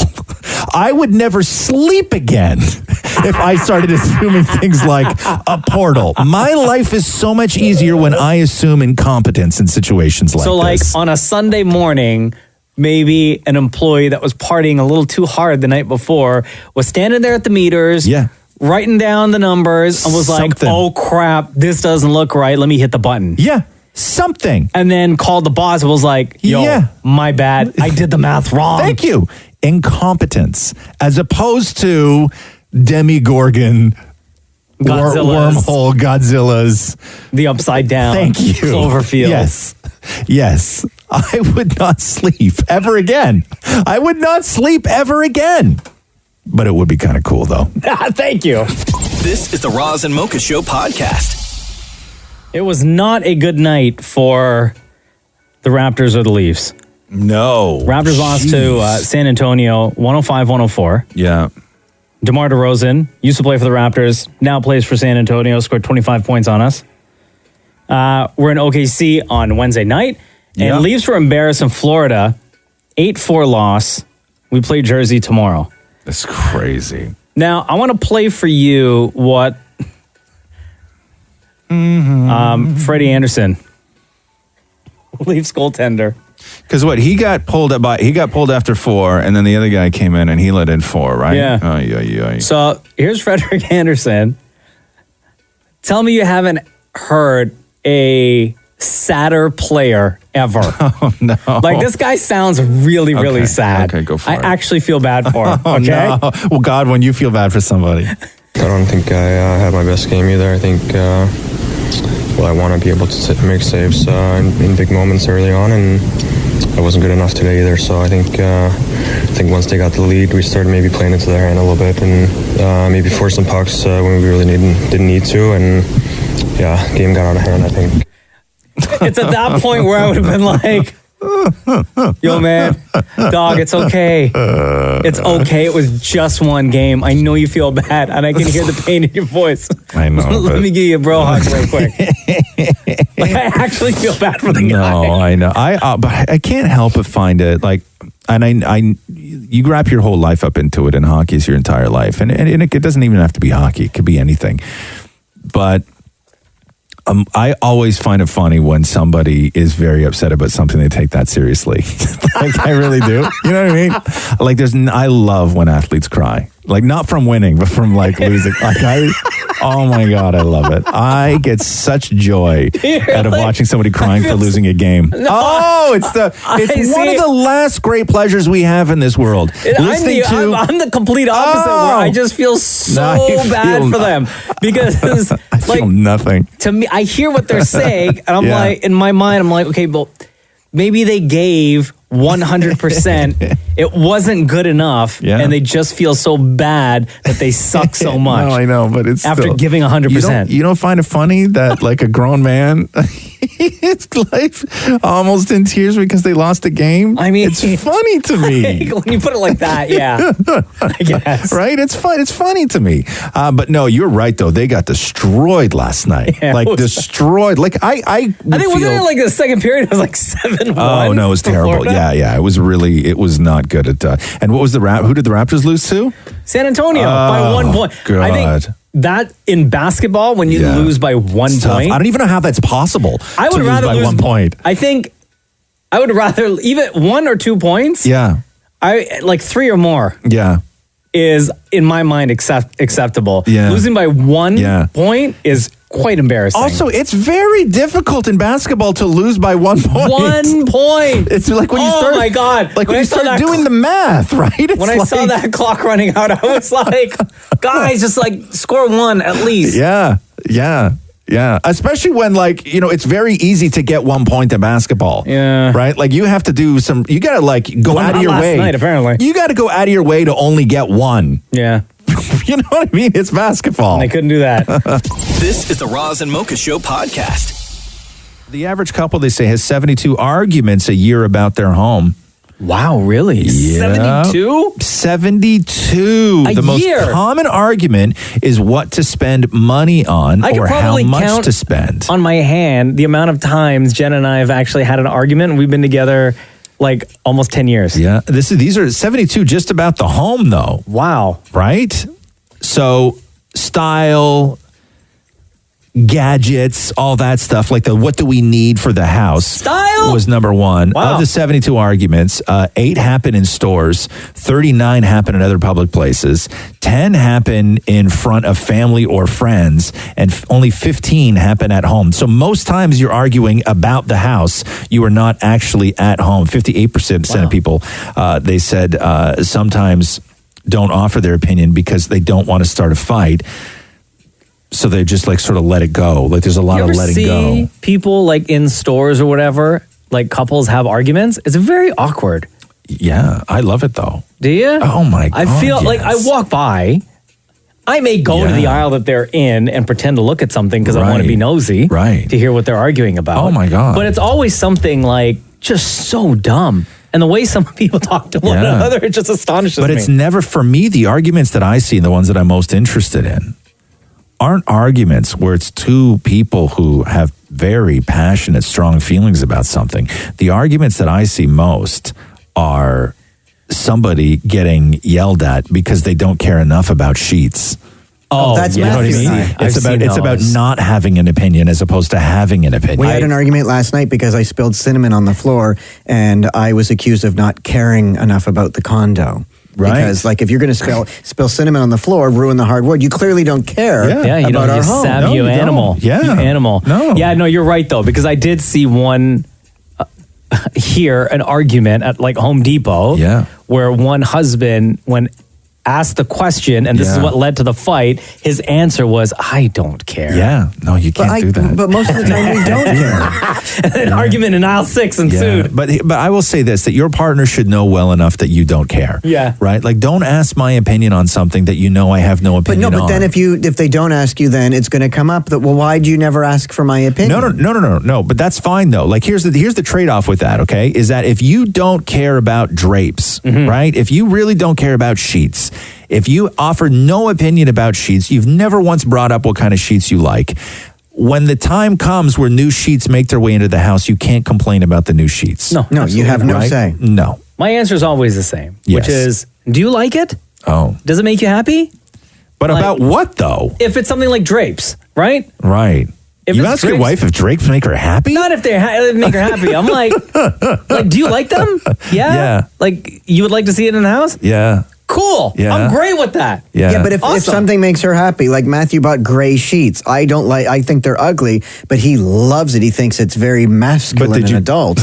And I say, but Mark, the way you describe your house, it looks I know. like it sounds to me like it sounds like a velour sort of bougie after dark nightclub with cinnamon sprinkled all over the floor. This is the Roz and Mocha Show podcast. Hello? Yo, it's Roz and Mocha. How's it going? Good, buddy. How are you? Good. What's your name? Brian. Brian texted this morning, Roz, and said, "Day 2 off to the new job. It's in Cambridge, so I get you guys most of the way. 2020 is going to be great. Loving the podcast as well. # smooth cool boomer." Wow. That was a very positive text that you sent in to us, by the way. Thank you. Well, not all of it. How do you know he's talking about you? What if he was talking about himself? Listen, please. Brian, your # smooth cool boomer. Were you talking about yourself or Roz? Oh, definitely Roz. Yeah, definitely. So what's the new gig that you have, man? I'm at a car plant in Cambridge. Oh, okay. What are you specializing in? I was told I'm in the welding department, so it's all new to me. Nice. Are you a welder? No.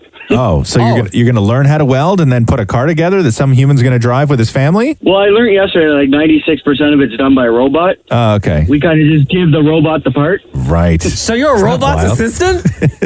Pretty much, and then the robot brings me parts, so it's kind of cool. Right. So one robot brings you parts, you take those parts and hand it off to another robot? More or less. So you went and got a new job, and like the first thing they did was introduce you to your droid? Pretty much. That's wild, man.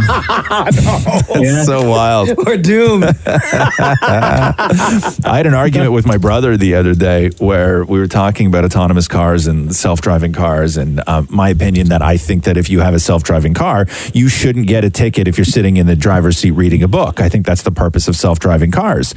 And my brother turned around and said, self-driving cars and accidents aren't the problem. It's human drivers that are the problem. My brother's already at the level of let's get rid of all human drivers. Oh, wow. Like he wants to give all control to the robots. Really? Yeah. He's ready for it. He's ready for it, man. So what is it like going in there to work and you just like see just like robots doing everything? Because we don't have that here. Like we have a lot of computers that run a lot of things that people used to run, but you don't physically see like robots pushing buttons and doing the work. What's that like? Well, I actually haven't been on the floor yet. This was all in videos. Oh, okay. It's been orientation for 2 days to learn the company's ways and whatnot. Yeah. But the videos they showed was all robots. Do they teach you self-defense or some sort of weapons training in case the robots start to take over? Not yet. I was thinking the same thing, though. It's a little scary. Yeah. Do the robots have names? I haven't gotten that far yet. Oh. Could you imagine having to fight a robot that has a welder?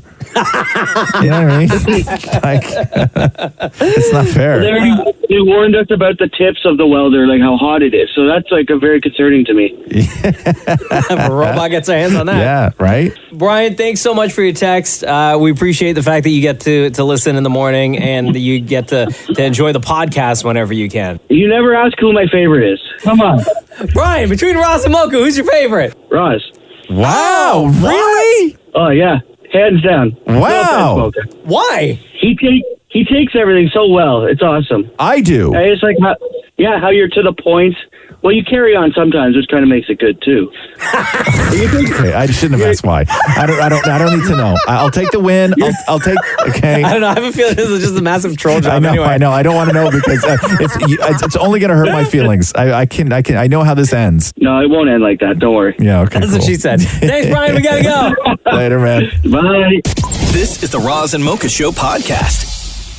Man, watching those videos from Vancouver is hilarious, huh? That snow. People like on can't deal cross country skiing. Yeah, on the streets? no, you can't deal. And and as a city, they're not prepared. They have no idea what to do. No, well, you usually go for a morning run at this time. Yeah, but it's wild because to me, like we've seen snowstorms and you see what it does to streets and people and your commute and everything else. But even looking at those pictures, I'm like, that's not a lot of snow. It's a decent drop, but that's not like. It's not shut the city down. No, right? It's not cancel schools and school buses. No, but that's what happens like when you leave a little extra early, right? Yeah, that's what happens when you don't know, though. When you have no idea what you're doing, and like I'll go out there, Because there's parts of Vancouver and Victoria that look very much like the sort of Northern California coast where it's very hilly, it's very beautiful, it's on the water, and you get a lot of these houses that were built onto like cliff sides where these driveways are on like a 30-degree angle. Like there's some really treacherous driveways. And oftentimes when I'm driving through LA, just instinctually, I think to myself, God, how do you do that driveway in the winter? And then you realize, there's no winter. Yeah. So it's fine. Easy. You can have that driveway here. You drive slower. Yeah, because it doesn't snow. But every now and then, because they have those same types of driveways out west, and it rarely, if ever, snows in places like Victoria. But you still have to deal with that then when it does. Like there are people who, like even the idea of taking the car out of the house is an impossibility. Even with an inch of snow, you wouldn't be able to do it. You would slide into the ocean. I was chatting with somebody, just texting, who's in Winnipeg right now. Yeah. Right? And this was last night. And I just out of curiosity looked up the weather because I was like, hey, how's it going? And they were like, it's cold as balls, whatever. Yeah, right? yeah. And then they have like an extreme cold warning. Oh, no. In Winnipeg, Manitoba. So, for example, today, it's going to be minus 24, right? With the wind chill last night and today as well, minus 40. Wow. Yeah, that's crazy, right? Catherine's got a friend up in Yellowknife. That ain't and right. She was writing her, where she's like, it's going to be minus 38 for the next 6 days. The sun comes up at 10:30 in the morning and sets at 2:30 in the afternoon. Oh my God. What are you going to do? Oh my God. What are you going to do for those 4 hours of sunshine you get? Right? Yeah. I couldn't imagine. No, I couldn't do that. No. I couldn't do so that. a little snow this weekend, I'm good. Yeah. I'm okay. You think? This is the Roz and Mocha Show podcast. Oh, did you hear this? That Gigi Hadid was summoned as a potential juror in the Harvey Weinstein trial? What? Yeah. Aren't celebrities exempt from that? No. I guess not, huh? No. It's just like you get the letter, man, and you show up. Oh, do you remember when I showed up with eye shingles? Yes, that was last year. And everybody thought, no, it was 2 years ago. And everybody thought that I got excused because I was... I thought it was last year. No, I think it was 2 years ago. No, I'm pretty sure it was last year. 2 years ago. It was 2 years ago. 2 Januaries ago. Was it? Wasn't last January. It was the January before. Had to have been. Had to have been. Don't find pictures or anything like that on your phone of me, Maury. No, because I had eye shingles. I woke up with eye shingles, and I couldn't see out of my eye, and it was all gunked up. And I wore sunglasses to the juror's room, and people started recognizing me. Even with the sunglasses on? With the sunglasses on, and then they just thought that I was like a huge douche that was... Celebrity. Celebrity. What's that? It was 2 years ago today. Was it? Because it's my Instagram anniversary, you with an eye patch. Oh, yeah, but that's when I came back with the eye patch. But yeah, it was 2 years ago. And then... meanwhile, on the flip side, Obama gets called, and he's like walking through, and he's like smiling, shaking hands. Hey, how you doing? Yeah. And you, Mr. Big Celebrity, with sunglasses on. And then I went and told him, I was like, hey, listen, I have a serious medical emergency going on with my eye right now. Yeah. And the guy was like, okay, whatever. And then I lifted my glasses and he looked at me and went, oh, geez. Okay, go sit back down. And then he put my form to the top of the pile. And then somebody came over and stamped it. Then they called my name and then they sent me home even before the process even started. Damn. So people in the room thought that I got out because I was like, hey, listen, I'm way too famous to do this, okay? Gigi Hadid was one of 119 potential jurors for the Harvey Weinstein sexual assault trial. So this is from page 6. But she won't get picked. Well, hold on a second now. She was asked by the judge, anyone believe you? Anyone believe that you know me, the defendant, or any of the lawyers? And Gigi Hadid raised her hand and she says, I've met the defendant. Then the judge asked if she thought that she could be fair and impartial as a juror, to which Gigi Hadid said yes. Oh, she did? Yeah. The judge then recited a list of potential witnesses, which included Selma Hayek, Charlize Theron, Rosie Perez, which then Gigi Hadid told the judge that she's met Selma Hayek, and then the judge said, do you think you could be impartial? She says, I still think I'm able to keep an open mind on the facts. What? And then Gigi Hadid was asked to fill out the regular questionnaire that everybody is ordered to return back into the sort of like jury pool, like the person who takes care of all the jurors. Then she was let go and she's going back again. She's going to does she want to be a part of this? I don't know, but I think that it's a very difficult thing to get out of. But she could have very easily said, that I find it difficult. But when somebody asks you, like if you can be impartial, to say no, even with something like Harvey Weinstein and how you feel about him, if somebody asks you, do you think you could be impartial? To say no says so much about your character that it's a very difficult thing to say, I don't think I could be impartial. You know, you want to, like, your civic duty is to, and as a human, is to sort of be that thing, the thing that when you're called to be a part of something like this. You sound like the video that they showed. No, but you are. No, but you are. Like, you don't want to be the one who ruins it. No, you don't want to be the one who then maybe you could be impartial and you look at the evidence and then the guy goes away. You don't want to say you couldn't just to get a couple of days off when somebody who takes your spot may screw it up. Right? No, but Gigi Hadid, like, she's famous. Her name's going to be tied to this forever. I know. Tell me about ends up on that jury. But I think it's great of her to just say, yeah, I can do it. Yeah, so she's like, the deal is now she's going to return next week to join the other pre-screened potential jurors, 12 of whom will be selected, as well as 6 alternates. And the trial set to kick off January 22nd. I'm slightly jealous. I've always wanted to do jury duty. That was my dream, Maury. It was my dream, and then I ruined it with eye shingles. This is the Roz and Mocha Show podcast. Where do you sit on the whole Drake Kawhi Leonard thing? Like, they want to be a couple? Do they not want to be a couple? No. No, with the story yesterday. So, if you didn't see this, so Drake's got a place in Los Angeles. And when Kawhi Leonard was free agent, I guess, right? Yeah. At the time, he had already decided that he wasn't coming to the Raptors. He had a bunch of meetings in Los Angeles, and so Drake wasn't around, and so Drake said, hey, use my house. And then Kawhi used Drake's house to have the meetings with Paul George to hatch their plan to both go to the Clippers together in Drake's living room. And this wasn't one time. This was 3 times. So everybody calling Drake a snake because he let this happen in the crib. But also people are going in on Kawhi being like, you played the man. You're no real friend. You don't do that to somebody. Somebody says, hey, man, I understand it's a long drive. Why don't you stay at my place? Yeah. So what I would like to know, well, there's a couple of things. What's the difference of these meetings happening at Drake's house versus if they were happening at a random hotel, let's say the Beverly Hilton? Because Drake's then complicit. Right?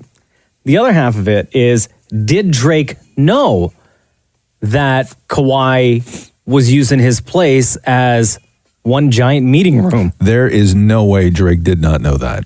Okay. He has staff. There's security there. Like, if Drake knew... Yeah. It doesn't change the fact that Kawhi never wanted to come back to Toronto. So what does it even matter at that point? Like, if Drake said to Kawhi, listen, man, you know, you did a lot for the team, a lot for the city loves you. Like, please come back, right? And Kawhi was like, dog. Here's the thing that I don't know. I'm not coming back to LA, but I appreciate you giving me the security code to get into the crib. Okay, but here is my problem with this, is that the timeline, okay, which is that when the phone call first happened, when George called up Kawhi to say, hey, congrats on the win, and then the meeting sort of started happening. What makes this problematic is whether Kawhi had already decided to go back to the Raptors or not is irrelevant. It's the fact that he hadn't announced it yet. Oh, yeah, I think his mind was made up long ago. Right, but what I'm saying is that his mind may have been made up, but nobody else knew. Had he already said, I'm not going back. Thank you for the ring. Thank you for the ring, and then Thanks had all these parade, meetings, guys. that's a different thing. But at this point, I don't think anybody knew. People were still going on the fact that there's a chance. Drake may have still been going on the fact that there's a chance. Let me give you more steak and OVO. Let me give you all this stuff that he was offering. I'm thinking Drake had zero idea. I don't know, man. Until like maybe, visit number 2. Yeah. Right? When it's like, hey, Kawhi, yeah, I noticed you come back a lot. Like, it's cool that you stay at my place and everything. Yeah. But I noticed on the cameras, Paul George paid a visit. Yeah, twice, 3 times. And like, he was here the last time. Maybe you guys are cool. I know you went to the same high school and everything. All good. But like, what's going on? So who's the snake? Or even is there a snake? Because people had a lot of opinions about this yesterday. Let me show of hands in the room. Is it Drake that's the snake? No. Is it Kawhi that's the snake? Oh, hands up. Hands up. I say it's Kawhi and it's Paul George. I'm Team Drake all day. Go. I don't think Drake had anything to do with it other than giving Kawhi the security code to get in. Hey, let it happen though. Anyway, it's people are saying that the Raptors should cut ties with Drake. Oh no, don't do that. Like take away his seats and everything? Yes. Those are some primo seats. Don't do that. This is the Roz and Mocha Show podcast. Put ketchup in the fridge? Yeah, why? You need some? No, I don't think you're supposed to. Well, for you know me, I don't eat ketchup. You don't know what you're missing out on. A lot of sugar? You're supposed to put it in after you open it. No, you're not. It says it right on the bottle. No. When's the last time you went to a restaurant and they give you cold ketchup, Maury? Yeah, but they might take it out in the morning and it sits out all day, and then they put it back in the fridge at night. Ketchup just sits there. I'm just going through a list of things that you don't have to put in the fridge. Tomatoes. Apples. Oh, really? No. I thought you're supposed to. Apples can last a week, they say, and at room temperature. Huh. We keep our apples in the fridge. But what winds up happening is that the enzymes within apples become far more active at room temperature, making the apples way more nutritious. And also apples in the crisper, they say, can increase the time that other foods around it will spoil. We keep our apples in the fridge. You do, huh? But I hate eating a cold apple. Well, then why do you put them in the fridge? So if I know I'm going to have an apple, like when I bring my apple every day to work, like I'll take it out of the fridge, put it in my bag, but it's like hours until after I eat it. So if I feel like having an apple, right? Really, if I know that tomorrow I want an apple, in the morning I will take the apple out of the fridge, put it on the counter for like an hour or whatever, and then enjoy that apple. Cucumber, fridge or no fridge? Absolutely fridge. Maury. Cucumber? Yeah. Fridge. No fridge, they say. Cucumbers do not do well when they're in the fridge. They can quickly become waterlogged and lose a lot of their flavor. Instead, store your cucumber on your counter or in the pantry. I mean, you should take the grocery store as an example. They have cucumbers, apples, everything out in the normal. It's true. On the flip side of my apple story, a cucumber, I love a cool cucumber. Okay, they say then what you I should... will take it out of the fridge, chop it up, and eat it like that. But when you're putting cucumbers on your eyes, I don't do they're that. supposed to be cold. Okay. Eggs. Fridge. You didn't say that with confidence. No. Because I don't think you know. No, ours are in the fridge. Ours are always in the fridge. Depending on where you are in the world, some places, like in the U.S., the FDA says that you need to store eggs in the fridge, but other parts of the world, nobody puts eggs in the fridge. But why are eggs sold at grocery stores in the fridge? It's just this is the way the rules are. But other parts of the world, you know me, I like to follow the rules. Yeah, I know you do. Yeah. Okay, and then we get to ketchup. Fridge. Maury. Fridge. Really, huh? Contrary to popular belief, they say ketchup doesn't actually need to be stored in the fridge, even after the bottle is open. Even after the bottle is open. And again, they back up what I said. When's the last time you walked into a diner and they had like a mini fridge on the table with your ketchup? No, it doesn't exist. You know what? With ketchup? Yeah. I don't mind if the ketchup is a little cool. Really? What do you put ketchup on, Mac and cheese. Mac and cheese? Yeah. Hell no. No. What do you put ketchup on? I'll put it on a hot dog. I'll put it on a hamburger. Yeah. Scrambled I will eggs. use it for French fries. That's pretty much it. Grilled cheese Really, sandwich. huh? Now here we get to an interesting one. We get to an interesting one here. These are foods. Do you put it in the fridge or do you not put it in the fridge? Here's an interesting one. I put it in the fridge and I don't actually know why I put it in the fridge.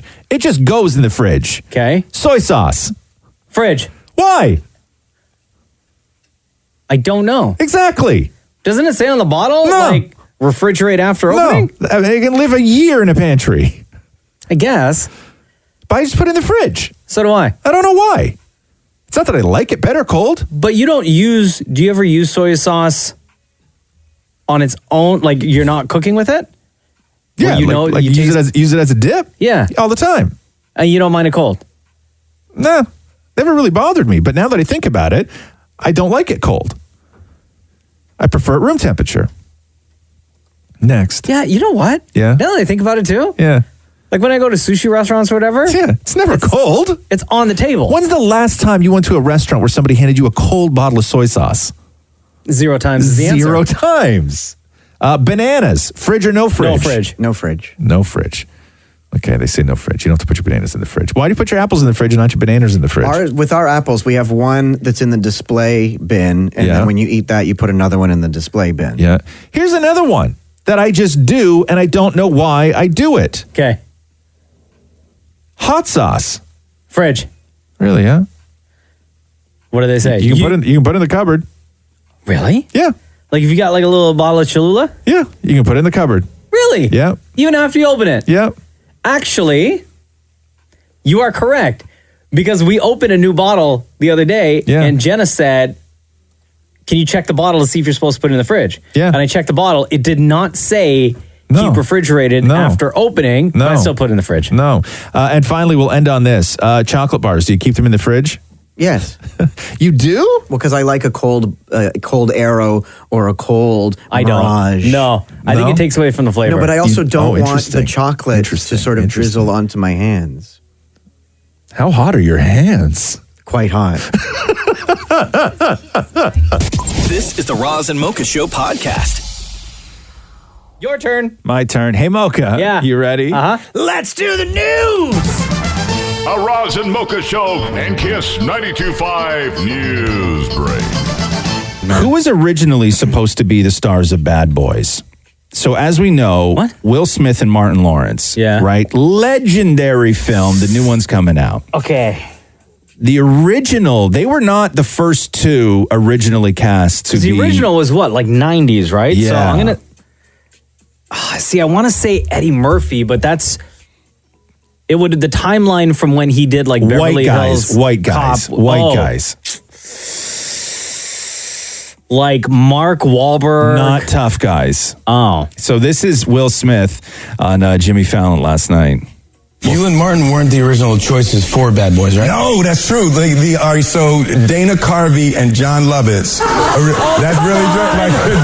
Dana Carvey and John Lovitz originally had the script, and they were the original Bad Boys. No. And then John Lovitz's schedule changed, so he had to push 4 months, and Dana Carvey couldn't wait the 4 months, so then Dana fell out. So then Jerry Bruckheimer and Don Simpson had the script, and they had a green light to make the movie, and then they went and Martin was first. They had Martin, and Martin actually picked me for Bad Boys. Is that right? Yeah. Props to Martin Lawrence for that. Wait a minute. Yeah. So you mean to tell me that back in the 90s, Dana Carvey and John Lovitz were so busy with their lives, with other acting gigs, that they couldn't be in Bad Boys? Yes. Can you believe that? Family Feud Canada was on last night. The Dubois family from Lorette, Manitoba versus the Tomlin family from Waterloo, Ontario. Listen to this. Whoever guesses this wins the game. Here we go.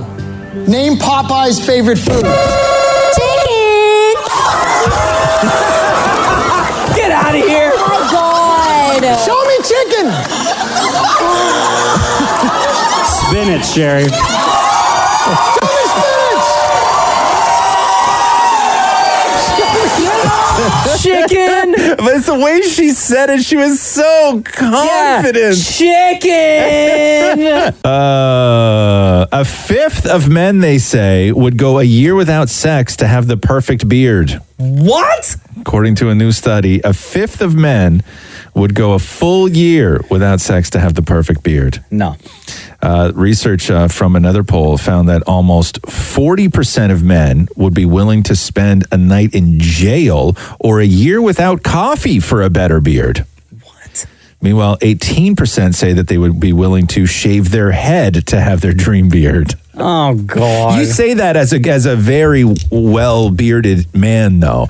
I don't think you know the plight of guys that can't grow a beard. It's Like, what I would think you it's do for very the perfect upsetting. beard, Maury? Out of all those things that Roz mentioned. Out of all, I would go to jail. I'd give up sex for a good beard. I think that you have. It looks like you already have. I think you have a decent beard, though. Do you not? I thought you meant like it looks like I have given up sex.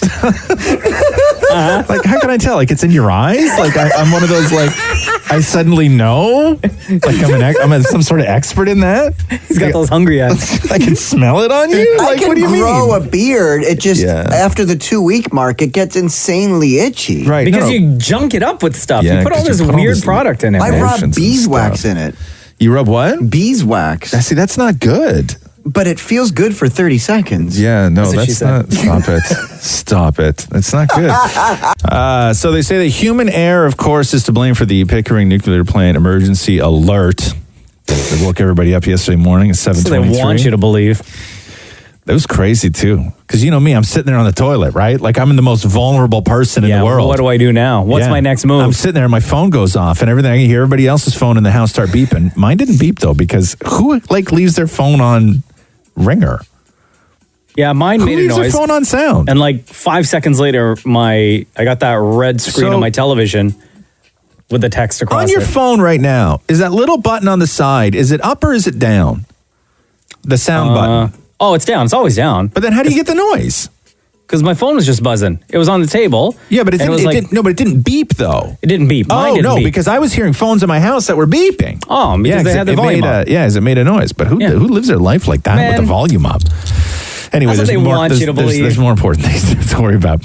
And then it was a real long time afterwards where they issued the sort of alert saying that there was really nothing to worry about. Like, it was like there was a long stretch. Yeah, because I got the monsters contained. Right? A long stretch in there of what went down. Come on. People were out at the plant posting pictures and they have their e-meters or what the hell they're called. I don't know. just watched a video of a guy doing the exact same thing. And the thing that I didn't know is that if you live within that radius, that 10-kilometer radius, they send you pills, right? Yeah, that you you get just them for keep free. you just keep in your house. Yep. That's terrifying to me. Just in case. Right? Yeah. I want to know what real estate prices are like in Pickering this morning. Is right now a good time to get in? Not that anybody wants to get in, but is this today? I imagine today would be a good time to get in that 10-mile radius in Pickering because they're going to shut that place down in 2024. Then you won't ever have to worry about it again. I'm sure there are people out there in Pickering. Yeah. Y'all took those pills just in case. Dude, I would take them every day. You know me, right?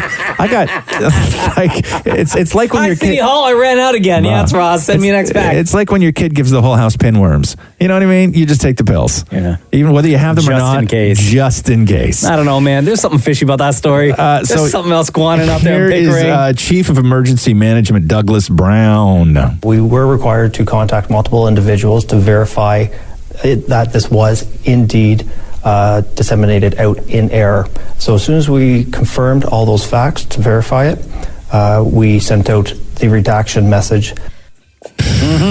Gwyneth Paltrow's vagina-scented candle has sold out. Sorry. What? What? Sorry? What'd you say? I said Gwyneth Paltrow's vagina-scented candle has sold out. Oh, that's what I thought you said. Okay. Yeah. So it was $75, and the candle just simply reads, "This smells like my vagina." You're not serious. Yeah. That's on the label? Yeah, yeah. And this is sort of this, I mean, listen, as Hey, hold on, wait, stop. yeah.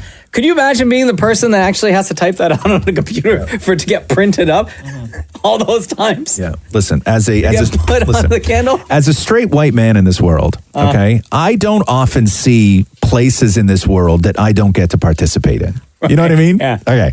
This is one of those times where I'm like, man, I don't get to take part in this area of commerce, this area of the world, right? You know, I can't release a candle that says, you know, "This smells like my balls." You know what I mean?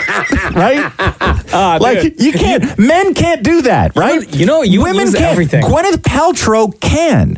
Gwyneth Paltrow can, and she can sell out of them. This is an area, okay, that men don't get to play in this world, and I find it fascinating. Don't get me wrong. I'm not complaining. Right. Okay?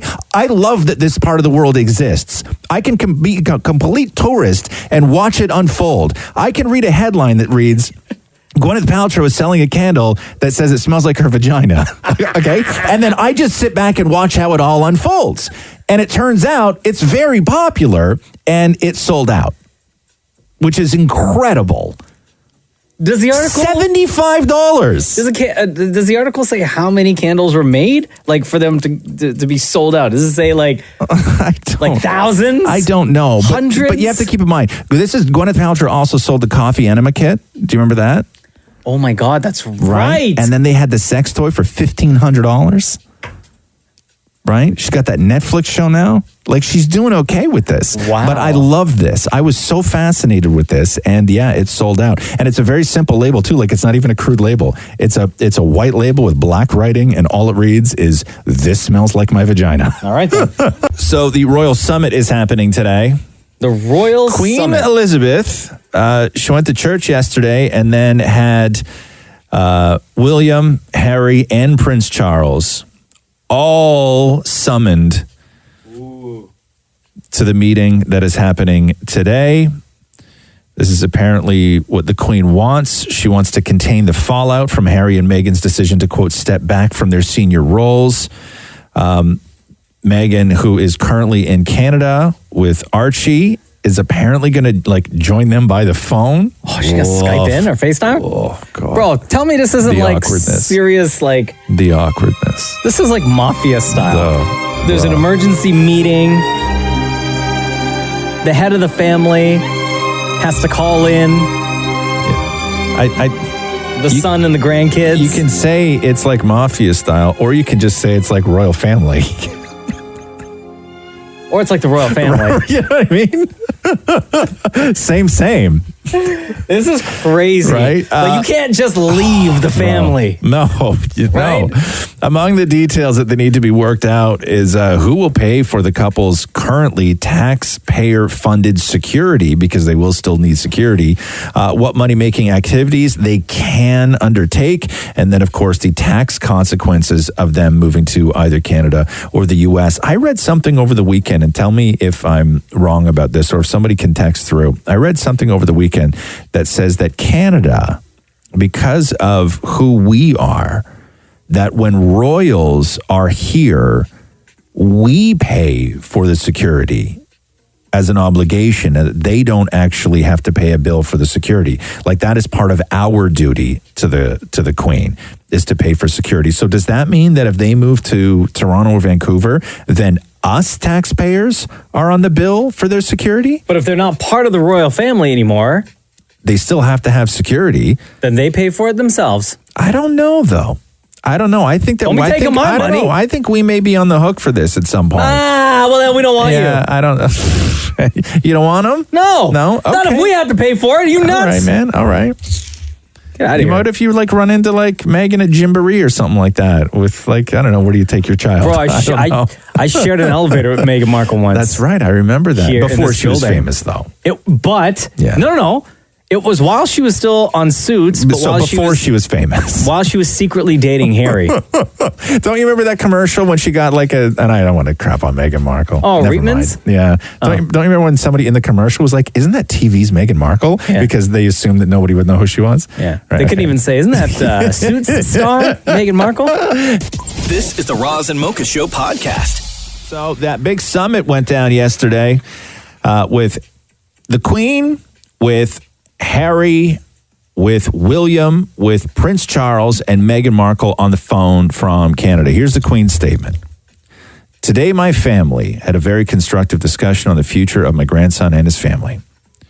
My family and I are entirely supportive of Harry and Meghan's desire to create a new life as a young family. Although we would have preferred them to remain full-time working members of the royal family, we respect and understand their wish to live a more independent life and as a family while remaining a valued part of my family. Harry and Meghan have made it clear that they do not want to be reliant on public funds in their new lives. She goes on to say, it has therefore been agreed that there will be a period of transition in which the Sussexes will spend time in Canada and the UK. These are complex matters for my family to resolve, and there is some work to be done, but I have asked for final decisions to be reached in the coming days. So she wants this done lickety-split.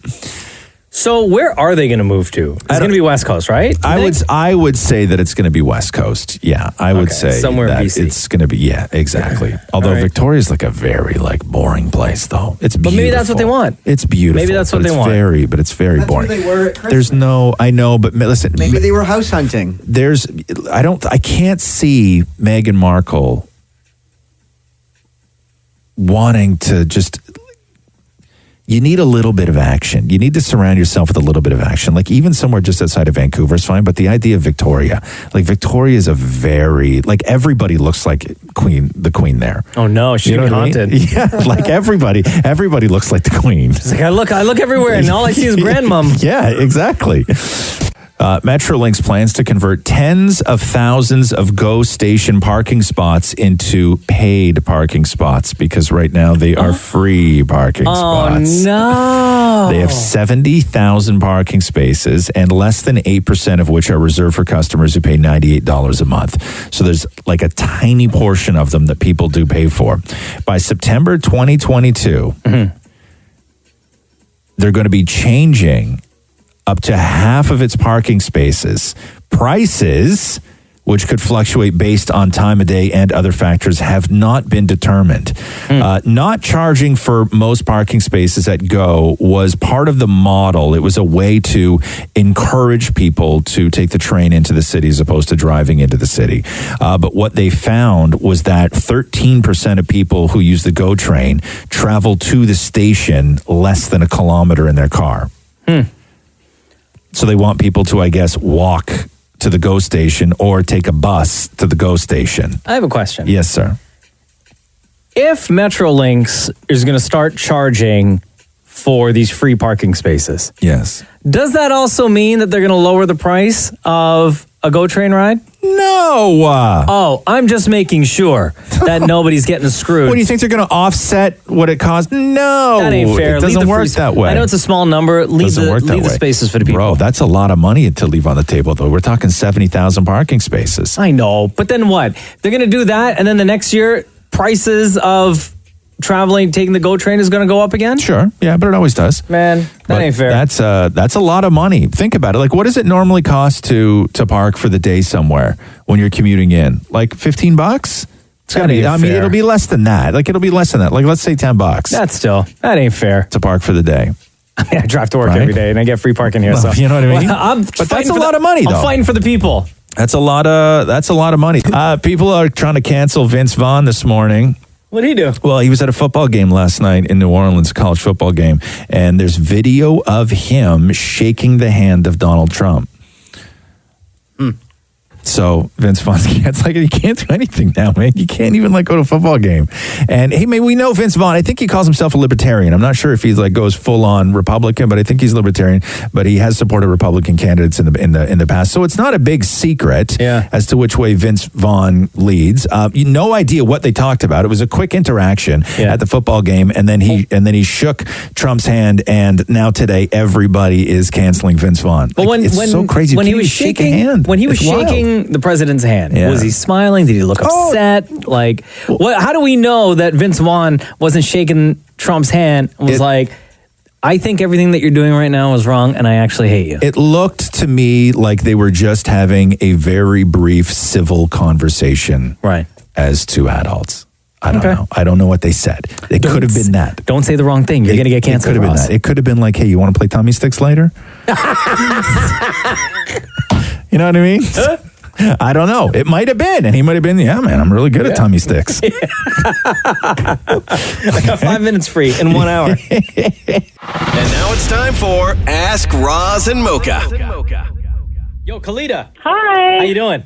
I'm good. How are you guys? I'm so excited for your question here. I'm so excited that you guys called me, honestly. I felt this was so surreal. Kalita, go ahead with your question. Okay, so my question is, what is the worst physical pain you've ever experienced? First of all, what is the worst physical pain that you've ever experienced, Kalita? Okay, so this came to my mind, honestly, because several weeks ago, I was helping one of my friends move, and I was trying to be a badass and lift this huge portable air conditioner, and I tripped and fell down a flight of stairs. Huh? And I broke my ankle, broke my wrist, and sprained a few of my wrists. So that's why the question came to my mind. So are you in a cast right now? On my ankle, yeah. I have a temporary cast on my wrist, on my left wrist. No, that sucks. Jeez, I've broken a lot of things, and I've hurt myself a lot. I would say kidney stones are right up there. Yeah. That's a real terrible pain. having a. Because you got to pee out rocks, Yeah, right? having a rock come out your wiener Ooh. sucks. My mom has had 2 kids and 2 rounds of kidney stones. Oh, and, no. And my mom says that she would do having a kid before having kidney stones again. Oh, no, really? Yeah. Oh. I remember when my lungs collapsed years ago. And I was in the hospital for a real long time. And it wasn't so much the pain of like having lungs collapse, but when your lung collapsed, they put a chest tube in you. Yeah. So it's a tube about, I would say, 1.5 feet long, and it goes in between your ribs in your body, and then it hooks down inside your body and then up, and it inflates your lungs, right? And the worst pain where I remember, and I keep in mind, I was on morphine at the time. Yeah. Okay. And the worst pain was the day that they came in to take the chest tube out. And I thought that it was going to be some sort of, medical procedure where they do it with, precision, and no. So what they did was, imagine I had a tube in the side of my chest. Yeah. And I'm lying in bed. Yeah. Yeah. And the nurse came in and literally put her hand on my chest. Yeah. On the side of my chest, right around where the tube was. Reached with her other hand and grabbed the tube right at the hole where it went into my chest and pulled it like she was starting a lawnmower. Oh my God! Like what happened? They yanked the garden hose? Yeah. And I just remember at that moment, like I've never felt, because I have felt pain externally. Like I've broken a bone, you cut yourself, you hit yourself in the head, everything else. This was pain inside my body of something being like ripped out, like passing They didn't all like of my freeze you. No, I was or already they on didn't- morphine. Oh, But the pain was incredible. My dad said the exact same thing when they took that exact same tube out when he had his bypass. He said that was the most painful part. The chest tube. Yeah. Yeah. And when they put the chest tube in, okay, so the way that they put a chest tube in was I didn't know what was going on. I just knew that I couldn't breathe. Yeah. And I went to the hospital and then they gave me a chest x-ray and they were like, yeah, your lung collapsed. And so when they put the chest tube in, you lie down, they make an incision, they feel around in your ribs, right? They make an incision and they cut your skin right in between where your 2 ribs are. And then they take this tube and they literally jam it through the membrane. Oh God. And pop it through, and then they just start like feeding it into you like they're like lowering a bucket into a well, right? They're just like feeding it into you until it stops, and then it inflates your lungs again. Yeah, yeah. So those are my 2 worst pains. Wow. Yeah. I would have to say for me, my 2 worst that like immediately come to mind both have to do with my testicles. Oh yeah. One time I don't even know how this happened. Big testes, I guess. Yeah. But one time I sat on my testicles all the time, and it hurt. Oh. Kalita, it hurt so bad. Like I had to go to the doctor. Were you? It's like when you slide into a bench.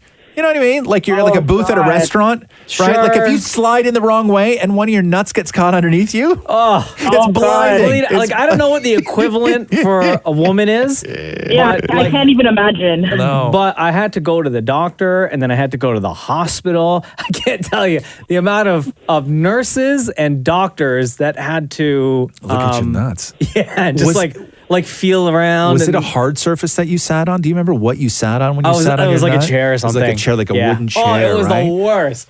When you ever cross your legs and crush a nut? Yeah, yeah, yeah. That's like a quick pain though. It's blinding though. It is, right? it is. It's blinding. Yeah. Testicle pain is real difficult. I've never had this. No, I've never sat or small balls, bro. And Kalita, the other time was just a few years ago where I was doing up my pants and I zipped on myself. On which part? On the skin. No, but the skin of what? My testicles. Your testicle? Yeah. Where do you wear your testicles that you zip your testicles? I guess I just... Do you wear them high? I guess I just didn't That happened here, right? No, not here. At home. But that happened to you once here too, I think. No, never here. Oh, Only happened at home. Oh. Do you wear them high? Like What? I don't know, your testicles. Do I wear my testicles high? Like how do you zip I a don't know. testicle? They were they were like there. do you flip them up? Like I don't understand that. No, Even they the were just there. They logistics were just there hanging. of zipping And I a went testicle. to zip, and it was like at the bottom, and it got maybe because your jeans are lower than mine and baggier than mine. That It got caught, and oh my God, my face. Kalita, I'm a brown guy, and my face legit turned white in an instant. Yeah. Oh my And God. it was, I don't know how long, like minute-wise. How long? But it took for me to unzip, but it felt like an eternity. Yeah. Oh, God. You must wear your testicles high. I don't know how you would do that. Shut up, man. Big balls. Anyway, Dan Mori, what's your worst physical pain you've ever experienced? I think it's when I found out I had a hernia and I scared myself into pain. I think my worst physical pain was fake Psychosomatic. pain. Yeah. Because I remember it was like gurgling and constant pain no matter which side I laid down on. Yeah. What a privileged life you've had. You've never really hurt yourself. Oh, and then the next one's going to be when I rubbed Tiger Balm on my privates. Right. Why would you do that? Because a guy said that would be sexy. Oh. What guy? What guy? The guy I was being intimate with at the time. He's like, let's rub this on each other. And did you rub it on him too? No, after I went first, and then he's like, yeah, I'm good. Oh no, you got trolled. That guy trolled you so hard. Yeah. Because he didn't want to hook up, probably. No. Was it? Or, and the other one would have to be the cyst I had on my cheek anytime I popped it. We're talking actual pain here more, not pimple pain. No, it's a cyst. I had to go in for day surgery. I will say this about pain, though. Okay, it is I'm not trying to compare this to a chest tube or sitting on your testicles on a hardwood surface. Or fake pain from a hernia. I'm not trying to compare it to either of those two things. Mm-hmm. But I will say this. I am always amazed at how a tiny little ingrown hair on the inside of my thigh can almost drop me to my knees if I touch it. Oh, yeah. You know what I mean? How does that different kind of pain. How does that one little teeny tiny ingrown hair on the inside of my thigh, if I go to squeeze that, I have to take a knee. You know what I'm saying? That hurts a lot, but it's nothing. Actually, I know people who are listening to this podcast right now because I said for women, I don't know what the equivalent would be, and I know a lot of women are probably sitting there listening to this being like childbirth. Sure, yeah, right, yeah. Absolutely. It's a mess.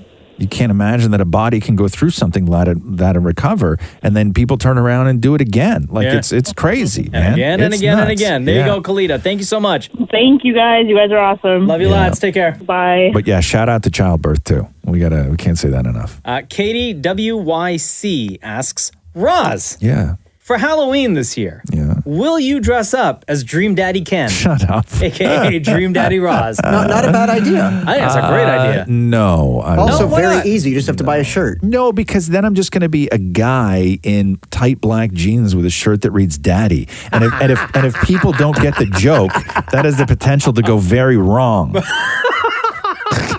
You know what I mean? Oh, also you have to put Grindr on your I don't phone. want to go, I'm not going to take my kid out for Halloween when people don't know the joke and I'm just wearing a shirt that reads in pink letters that has Daddy across the front of it. Oh my God, that'd be so No, funny. it wouldn't be. It wouldn't be. I'd have to wear my nuts all nice and high like Mocha. You get hit on so hard. Calliope asks, do you cut your sandwiches diagonally or horizontally? Diagonal. Yeah, if I'm going to do a sandwich, diagonal. Because I don't eat a lot of sandwiches, but I will make them for rocks every now and then. And when I do, I cut it diagonally. Now, when you do cut a sandwich diagonally, how do you eat it? I eat from the the ends. The pointy, Yeah, right? I started the pointy. No, I dive right into the middle. Maury goes into the middle like it's a piece of watermelon. What? Yeah, Yeah. that's right. I ate a sandwich in front of you last week. I saw Maury eat a sandwich and it was cut diagonally. It was a beautiful looking sandwich. And when I looked at Maury, the way he was eating it and what was left on his plate, it was like he was eating watermelon. Like he went in and just ate it from the middle and ate all around the crust on the outside. Oh, so you didn't even eat the crust? I then go back and eat the crust. And then he went back and ate the You ate crust. the crust last? Yeah. I finish. weird. I eat the crusts last because I want the middle stuff. That way I don't get full quickly. No, but I find, depending on the sandwich that you get, if you eat the middle, it's more likely that you're going to get stuff around your mouth. You're going to have to constantly like wipe the edges of your mouth. Now, also, when I cut a sandwich diagonally, okay, and I'm like you, Mocha, I go, the pointy end first goes in the mouth. Yeah. Right? But here's my thing. How do you hold it? Because the way that I hold it is I hold it like a taco, where the two pieces of bread are vertical as opposed to horizontal. Like, I don't hold it like I would a sandwich. I flip it so it would, so like, standing upwards, it goes bread filling bread. Really? And I take my first bite that way. Oh no, I eat it like typical sandwich stuff. Really? Yeah, no, I don't. I flip it and eat it So that your way. first bite is like that, but then the rest of the sandwich. Then I would finish it the regular way. Yeah. And just like sometimes when I'm eating a burger, I realize that one bite that I have, whether it's my overbite or my under, like my top teeth or my bottom teeth, one of my teeth goes in farther into a bite of a burger than my other teeth. So I'm always left with more bun on top than I am on the bottom. So about halfway through a burger, I flip my burger over and eat it top bun up. Do you have an overbite? No. It's just the way I bite. When I bite big, I will go like big. And so, yeah, it's weird. That's really It's weird. So it's never even. So I always have to flip my burger over. Have you never halfway like taken through. a bite and then like looked at the actual burger to see the difference between your, I guess, the top part of your it's bite pretty and your incredible. bottom? Yeah? It's pretty incredible. Maybe yeah. you're tilting the burger into your mouth, causing the top bun to be further out than the bottom bun. Maybe you're going in askew. I might. I don't know, but I know that I'm left. I'm By the always way, left with more top bun than bottom bun. I cut horizontal. Cut horizontal. Like I don't cut the sandwich based on this. I don't cut it like Diagonally? I cut No. it straight across. I dated a girl one time her father cuts his hamburgers, right? What? Yeah. And I always thought it was weird. And I did that last night. And then one day we were over at her house, and it was like a barbecue day, and he was serving up hamburgers, and he cut everybody's hamburger in half and served it to them on a plate that way. My dad does that too, but he has an answer for that. Which is what? It's so that if you are full, you'll only eat half, and that way you're not Yeah, but that's wasting up a to whole me. burger. But that's up to me. But then what, are you going to eat the rest of my burger later? No, so you could take it home with you. Oh, stop it. No. Yeah, he would cut a hamburger in half, but he cut them all in half. Like he was That's out there doing the strange. dad thing with the barbecue and the apron, having a beer. Like we're all there and we're hanging out, and I'm hanging out with him. I didn't know him that cut it in well, half, huh? but we're bonding. And then he puts all the buns out, puts all the burgers out. Who wants cheese? And we're like 4 people. Me, cheese. Everything else. And then he has them all laid out on the platter by the barbecue. And then he takes like a big chef knife and just slices them all in half and puts them on everybody's plate. And I was like, That's that is weird. very presumptuous, we man. made turkey burgers last night. Matthew cut them in half, and his answer is so that it takes up less space on the plate. Because that way you open it up, and they're both on the crust of the plate, and then you could put more salad in the middle. See, weird, right? Yeah, that's strange. Weird. I couldn't It's do that. super weird. I couldn't do that. No. All right. Morgan Freeman has a question for us. okay. Thank you, by the way. Yes, I'm right here. Morgan Freeman, thank you, by the way, for listening to the Roz Mocha Show. You're welcome. Who's taller, Mocha or Maury? Oh, good question. I've seen them both, and Maury is definitely taller. Why is Morgan Freeman answering the question that Morgan Freeman asked? Yeah, I don't know. Well, because I happen to be here. We should have like one of those door frames in here, like what you have with a little kid, where we just measure you guys all the time. Well, once a year? Once a year, just to see if anybody's still growing or shrinking. So who's tall? Well, I'm taller than you. No, but we have to answer the question. Yeah, I just did. I am. No, come around here. Roz will judge. No, the only way to do it is to do it up against the wall for real, unless Yeah. you just want to do it as a goof and you want me to eyeball it. No, we'll do it. We going against the wall? Well, you can't both go against the wall. Then one would you be in the room and one would you be outside the No, room? we'll just go against the door frame right here. Okay, hold on here. Okay, so Mocha, you got to take your hat off. Yeah, stop cheating. Is this fine? Can the microphones hear us if we do this? Yeah, just yell. I need something. Here's a pen. Here's a pen. I need I need something to use as a okay, hold on. Mocha's got Timberlakes. What are those things called? Timberlands. What are those boots called? Timberland boots. Timberlands. Okay. Timberlakes. You know what I mean. Okay, I'm going to use the frame of the picture of myself, okay? As a way to measure. Okay, here's the thing, though. What? When we do this, it's got to be shoes off, right? Yeah. Okay. Of course. Take your shoes off, Maury. Okay. Well, we're looking at you in your boots. I took my Justin Timberlake's off. Okay, what are those things called again? Tell me what they're called. Timberland boots. Timberlands. Yeah. Are you sure? Absolutely positive. No, are you sure? It says it on the tongue. I've been wearing Timbs for years. You didn't wear Cougars when you were younger? Cougars? Yeah. No. What about Dr. Martens? Hold on a second. You don't know what Cougars are? I don't. You never had a pair of Cougar boots? Never. You're kidding me. They're the original Timberlands. What? Okay, so Cougar Hold on, let me boots. look these up. Cougar boots were the same color, right? And they had those same laces, but only the back of the tongue was red. And you would wear them with the tongue hanging out. And so you had this big red tongue hanging out with your boots. Cougar boots were where it was at, man. You don't remember Cougars? Hold on. Here. These? What? For toddlers? No! That says Cougar on them. Oh, stop it. No, they looked just like, please, if you're listening to this right now, you got to back me up. Cougar boots? Yes. Hold on. I'll find you a picture. Oh, yeah. Be careful what These computer. right here. Look it. Come here. Come over here. Be careful what computer or how you search Cougar boots because something else may pop up. Oh, true. Yeah. Yeah, it's BOOTS, not BOOBS. Okay. Mocha, come here for a second. You don't remember these? You never had any kids in your school wore these? These are the original Timberlands. You don't remember those? No, I don't. Really? I swear. Yeah, Cougar boots, they were like that same sort of tan leather, and they had the big red tongue that you would always flop over the front of your laces because you never did these up all the way. It looks like back in the day, if you saw a guy who did his boots up all the way, you'd you can't sit with us. It looks like the boots going like this. Blah. Yeah, exactly. You don't remember. Maury, do you remember these things? I do actually, yeah. Yeah, see, Cougar boots, I don't. man. All right. The hot guys have them. Okay, so we're ready to measure now. Shem, can you do me a favor? Can you take a piece of paper, right, and just tape a piece of paper up to roughly how tall these jabronis, their heads are, right on that door frame over there.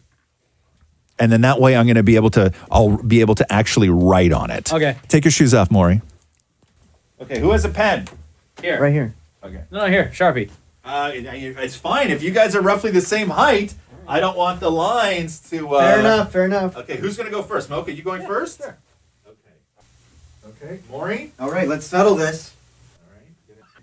My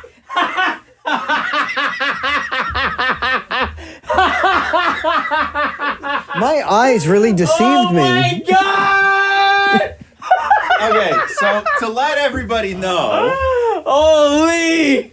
To let everybody know, that's a difference of I would say at least 2.5 inches.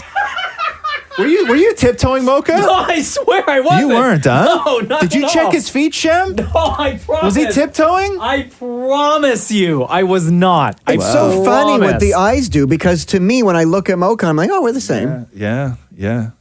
I think you have a higher That is forehead. at least 2.5 inches. At least. I didn't think you were that much taller than Maury, honestly, Mocha. What? I really no. You and I are pretty much the same. the Oh, same height. come on. My head is higher than that white piece of paper. I go up to on How Roz, much is it? How much is it? 5 centimeters. Man, I am wow, that is very impressive to me that you're that much clapping taller. like you're so surprised. What? You won. I'm clapping for your victory. 2 inches. 2 inches taller. He's you got go. 2 inches on you more. My goodness. And to you, I go up to about your boob. Your height difference with me is, hold on here. Come here for a second. Ow, my headphones just shocked me when I stood up. Okay. Yeah, I just got electrocuted in my ear. Ooh, superpowers. Okay, so Maury, your height. Oh my God. Okay, so yeah, right, standing next to me. Maury. Right? I don't. Roz literally looked down at me. Yeah, He always does. I will say this, that Maury, if I was lactating, we would just line up perfectly, his mouth with my boob. No, Maury, you are, comparatively speaking, where you hit on me is shorter than what Roxy hits on Catherine. But am I the same as to where Catherine is on you? No, you're a little bit taller. You're a little bit taller. Right, yeah. Than Catherine, who's 5'2". When I saw Maury standing next to you, though, Yeah. it looks like your nipple is still higher than it would like go to the middle of Maury's My head. nose and mouth go to his nipple. Right. Don't measure it like that, man. That's weird. Don't Yeah. say nose and mouth, my nipple. You know what I mean? Super I don't weird. know. I don't think. Do it again. Stand up next to him Yeah. again. No, my nose and mouth. And then like put your hand on your nipple, Roz. Okay, hold on here. So I'll put my hand right there on my nipple. Yeah. See? It is. It's right at his mouth. I thought it's right at his mouth. So true. Right? It's like exact. Like if I was lactating, right? Here's the great thing. If I was lactating and Maury was my child and Maury was hungry, we wouldn't even have we could still go for coffee. We would just walk, right? Like there'd be no awkwardness because it just lines up perfectly, right? We could do things. Are you sure you don't want the Dream Daddy? Yeah. The Dream Daddy t-shirt? Yeah, no, shut Just up. writes Daddy on it? Oh my God, that's so funny. Yeah. Okay. And do you know Maury puckered his lips when he did that, Hey, right? no, when he he was didn't. measuring? Super weird. Just hoping. Yeah. All right, Super Michelle weird. says, or asks this question. This is so stupid. Okay. If you were home alone. Yeah. And Yeah. if you were home alone Yeah. and heard a fart, Yeah. would you laugh or would you be scared? Like I'm assuming someone other than yourself's fart? Well, obviously. Oh, hold on a second here. So you're alone at You home. are alone. Oh, and you hear okay now. and you hear a fart. Would you laugh or are you scared? Well, if I'm home alone and I hear a fart, I'm scared. Because why is a ghost or a book? I know, but then could you imagine dealing with the psychological effects of being scared of a fart? You know what I mean? Like, I don't know. I think like what do you say? Like, do you say, like, do you hear the fart and then go, hello? Like, I know. what do you do? How do you react to a fart when you're all alone? Like I would say I would laugh. I wouldn't be scared. I would be terrified. Because like whatever it is that's in the house that's trying to scare me or whatever, like you need to take care of your gas before you take care of other business. But what if it's a person? That's what I mean. What if it's somebody who broke in and them climbing into your window caused them to Yeah. fart? Like fix your gas before you bring it in my Right. house. Here's why. This is why, Maury, you can never make more money than you do. Because I know like 100% with how afraid you are of things, you could never live in a house the size of the house that Mocha lives in. Oh, I would I would be terrified. You'd be terrified all the time. Dude, I live in a small condo and we watch all the time. We watch murder documentaries Yeah. or forensic files religiously. Yes. Yeah. And our rule is close the office door, close the bathroom door, check the door, leave the bat behind the door before we go to bed. Yeah, like I know if Leave Maury, the bat behind the door. Dude, people were in the hall standing there because they were just checking their phone, and that Yeah. freaked us out What so are much you that we gonna- left what the are- dryer pause door for open. 1 second. Pause for 1 second. What are you going to do if somebody gets into your house? We would use the bat to at least to try. do what? To do what? You're Honestly, dead. You're like, dead. no lying, if somebody broke in, I would just curl up in a ball and cry. Right. Yeah. Yeah. Or just be like flirty with them, right? Try and offer up something else. Do you want a massage? Right. Yeah. Yeah. You know what I mean? You know, sure you don't want to be comfy before you rob us? Yeah. I don't know. But no, I think that, I mean, I would be scared if I heard any human noise in the house that Like a burp. like a burp or a fart. This is or- why we will never live on a ground floor. No, this is why you can never have a basement, Maury. Oh, that's true. You would never go down. No, not You a would- chance. you would- I would have them drywall where the door was. Yeah, you would never do laundry. No. Cody asks, does Damn It Maury wear tidy whities? No, I do not. I wear boxers. Yeah. I tried tidy whities one. I don't like the feeling. Why? It's too tidy and whitey? It's too tidy and too whitey. No, he doesn't. I wear super tight underpants. Yeah? Yeah. Briefs, not even boxer briefs. I wear boxer I don't briefs. mess around boxer briefs. No, I do straight up briefs. like the Superman ones? What do you mean? Like the ones that have like characters on them, like Batman or Superman? No, why would I do that? Oh. He's not a child. No, just like regular. They regular sell briefs. adult ones at H&M and stuff with Superman on I'm them. not somebody's fetish more. You know what I mean? Also, why are you looking at those ones at H&M for? My husband wears them. He wears Superman tighty whities because I bought them for him. Did you just ask me if I wear the same underpants as your husband? No, I said, do you wear the Superman or the Batman You're one? super weird. That's super weird. You know one of the weirdest man. things that Maury has given as a gift Yeah. to me years and years ago? What did he give you? He gave me a bottle of cologne, right? Yeah. And I was like, oh man, this is like real cool. Thanks, man. And he said, yeah, it's the same kind that Matthew wears. Weird. That is a huge Right? overstep. That is so bizarre, man. That is so bizarre. He gave me That the is so same bizarre. cologne that his husband wears. Yeah. Because I know it smells good. No, but you want Mocha to smell like your husband. That's so weird. I like the smell. It's comforting to me. So I just wanted Mocha, like I wanted that smell to be here. Then why don't you wear it? Hey, that's a great idea. No, but seriously, stop goofing. Why don't No, I you don't wear know. it? Why you don't understand how that's weird though? No, I that don't. you give somebody the perfume that your husband wears? Well, doesn't it make it less weird if I don't find it weird? No, it doesn't. Frank asks this question. Roz, Yeah. is it true that you and Catherine met through Paris Hilton? Wow, this story got twisted around. No, we didn't meet through Paris Hilton. We were at a party where Paris Hilton was there, the sort of like, I don't know, maid of honor of the party. And everybody, this is at the height of Paris Hilton, by the way. And everybody, height of that's hot? Yeah. And everybody was clamoring around to try and become Paris Hilton's best friend.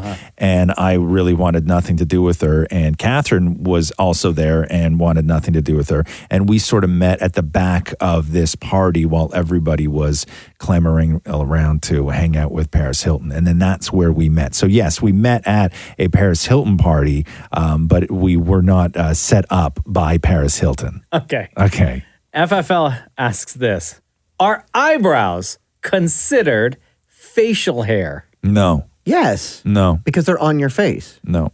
I would also agree with Roz. Yes, they're on your face, but it's not part of traditional facial hair. I think facial hair happens from like below the eyes all the way down. I still think it's on your face, it's hair, it's facial hair. I think people have turned beards and mustaches into what's considered facial hair. So because it's on your face. You don't believe a word of anything you're saying right now. You can't even You're just say like, what you want to say. words. Facial hair, No, beards, I'm just mustache. not used to people letting me speak for so long. I'm like, when are they going to start talking? Continue. No, because they're on your face. People forget they're there, so they don't put it under the same category as facial hair. But it is facial hair. No, it's you hair still on your groom- face. You still put cream on your eyebrows. But You it's still not, groom it's your not, eyebrows. Hold on a second here. You gotta man. It's not what any normal, sane human being would consider to be facial hair. When we say facial hair, we all know what we're talking about. If somebody said facial hair and then you went, eyebrows too, people would be like, oh, okay, man, yeah, I guess eyebrows too, but that's not what we're talking about today. No, but I think because they're there, you don't do much with them, that it's not really talked about as facial hair, but it's still hair on your face, which is But facial nobody, hair. I've never met or heard anyone has refer ever- to no. eyebrows as because you facial spend hair. more time oiling and shaving and doing other things to a beard or mustache than you do with the eyebrows. So why But- don't you just shave your eyebrows off then? Oh, because then you look weird.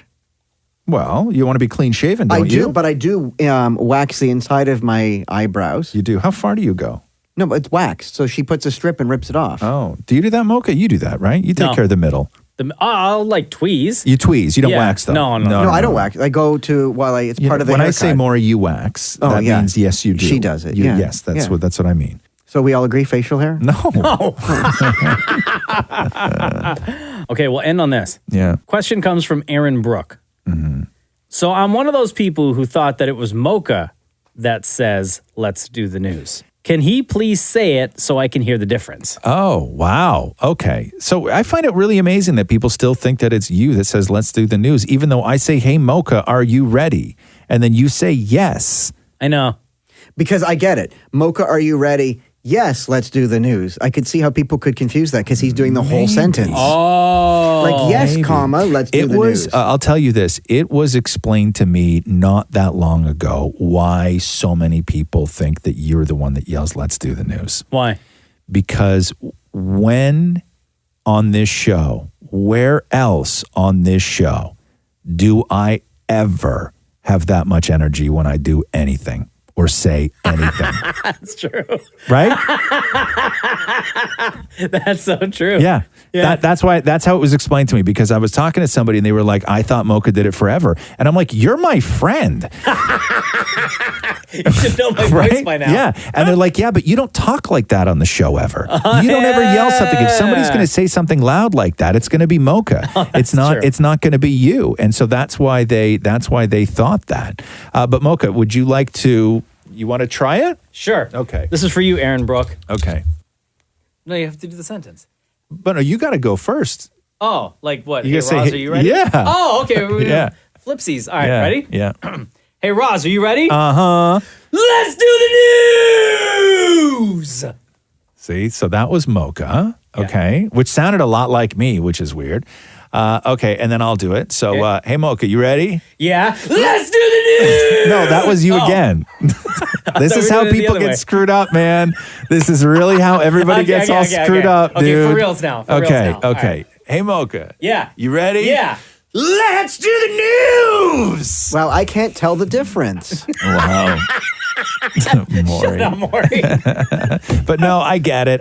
But no, for once and for all, it is it's Roz, me, who yells, let's do this. So then who yells it's Friday? Well, but that's why, because Mocha's the yeller on the show, right? Yeah. And so people know that that's Mocha, so they would just assume that everything that happens at that volume is Mocha. Just like everything that's dumb, people just assume it's you. I could say something extremely dumb, and people will still go, Maury, because they don't expect that from me. Every week you'll see us post on Instagram at Kiss925. Ask Roz and Mocha. That's where you ask your question, and we'll get one of you to ask your question to us on the phone. All right. Shout out to Cougar Boots and Chest Tubes, by the way. Thanks for listening to the Roz and Mocha Show podcast. Powered by Air Transat. Catch the guys live Weekday mornings from 6 to 10. on Kiss 92.5 Kiss925.com. or download the Kiss 92.5 app.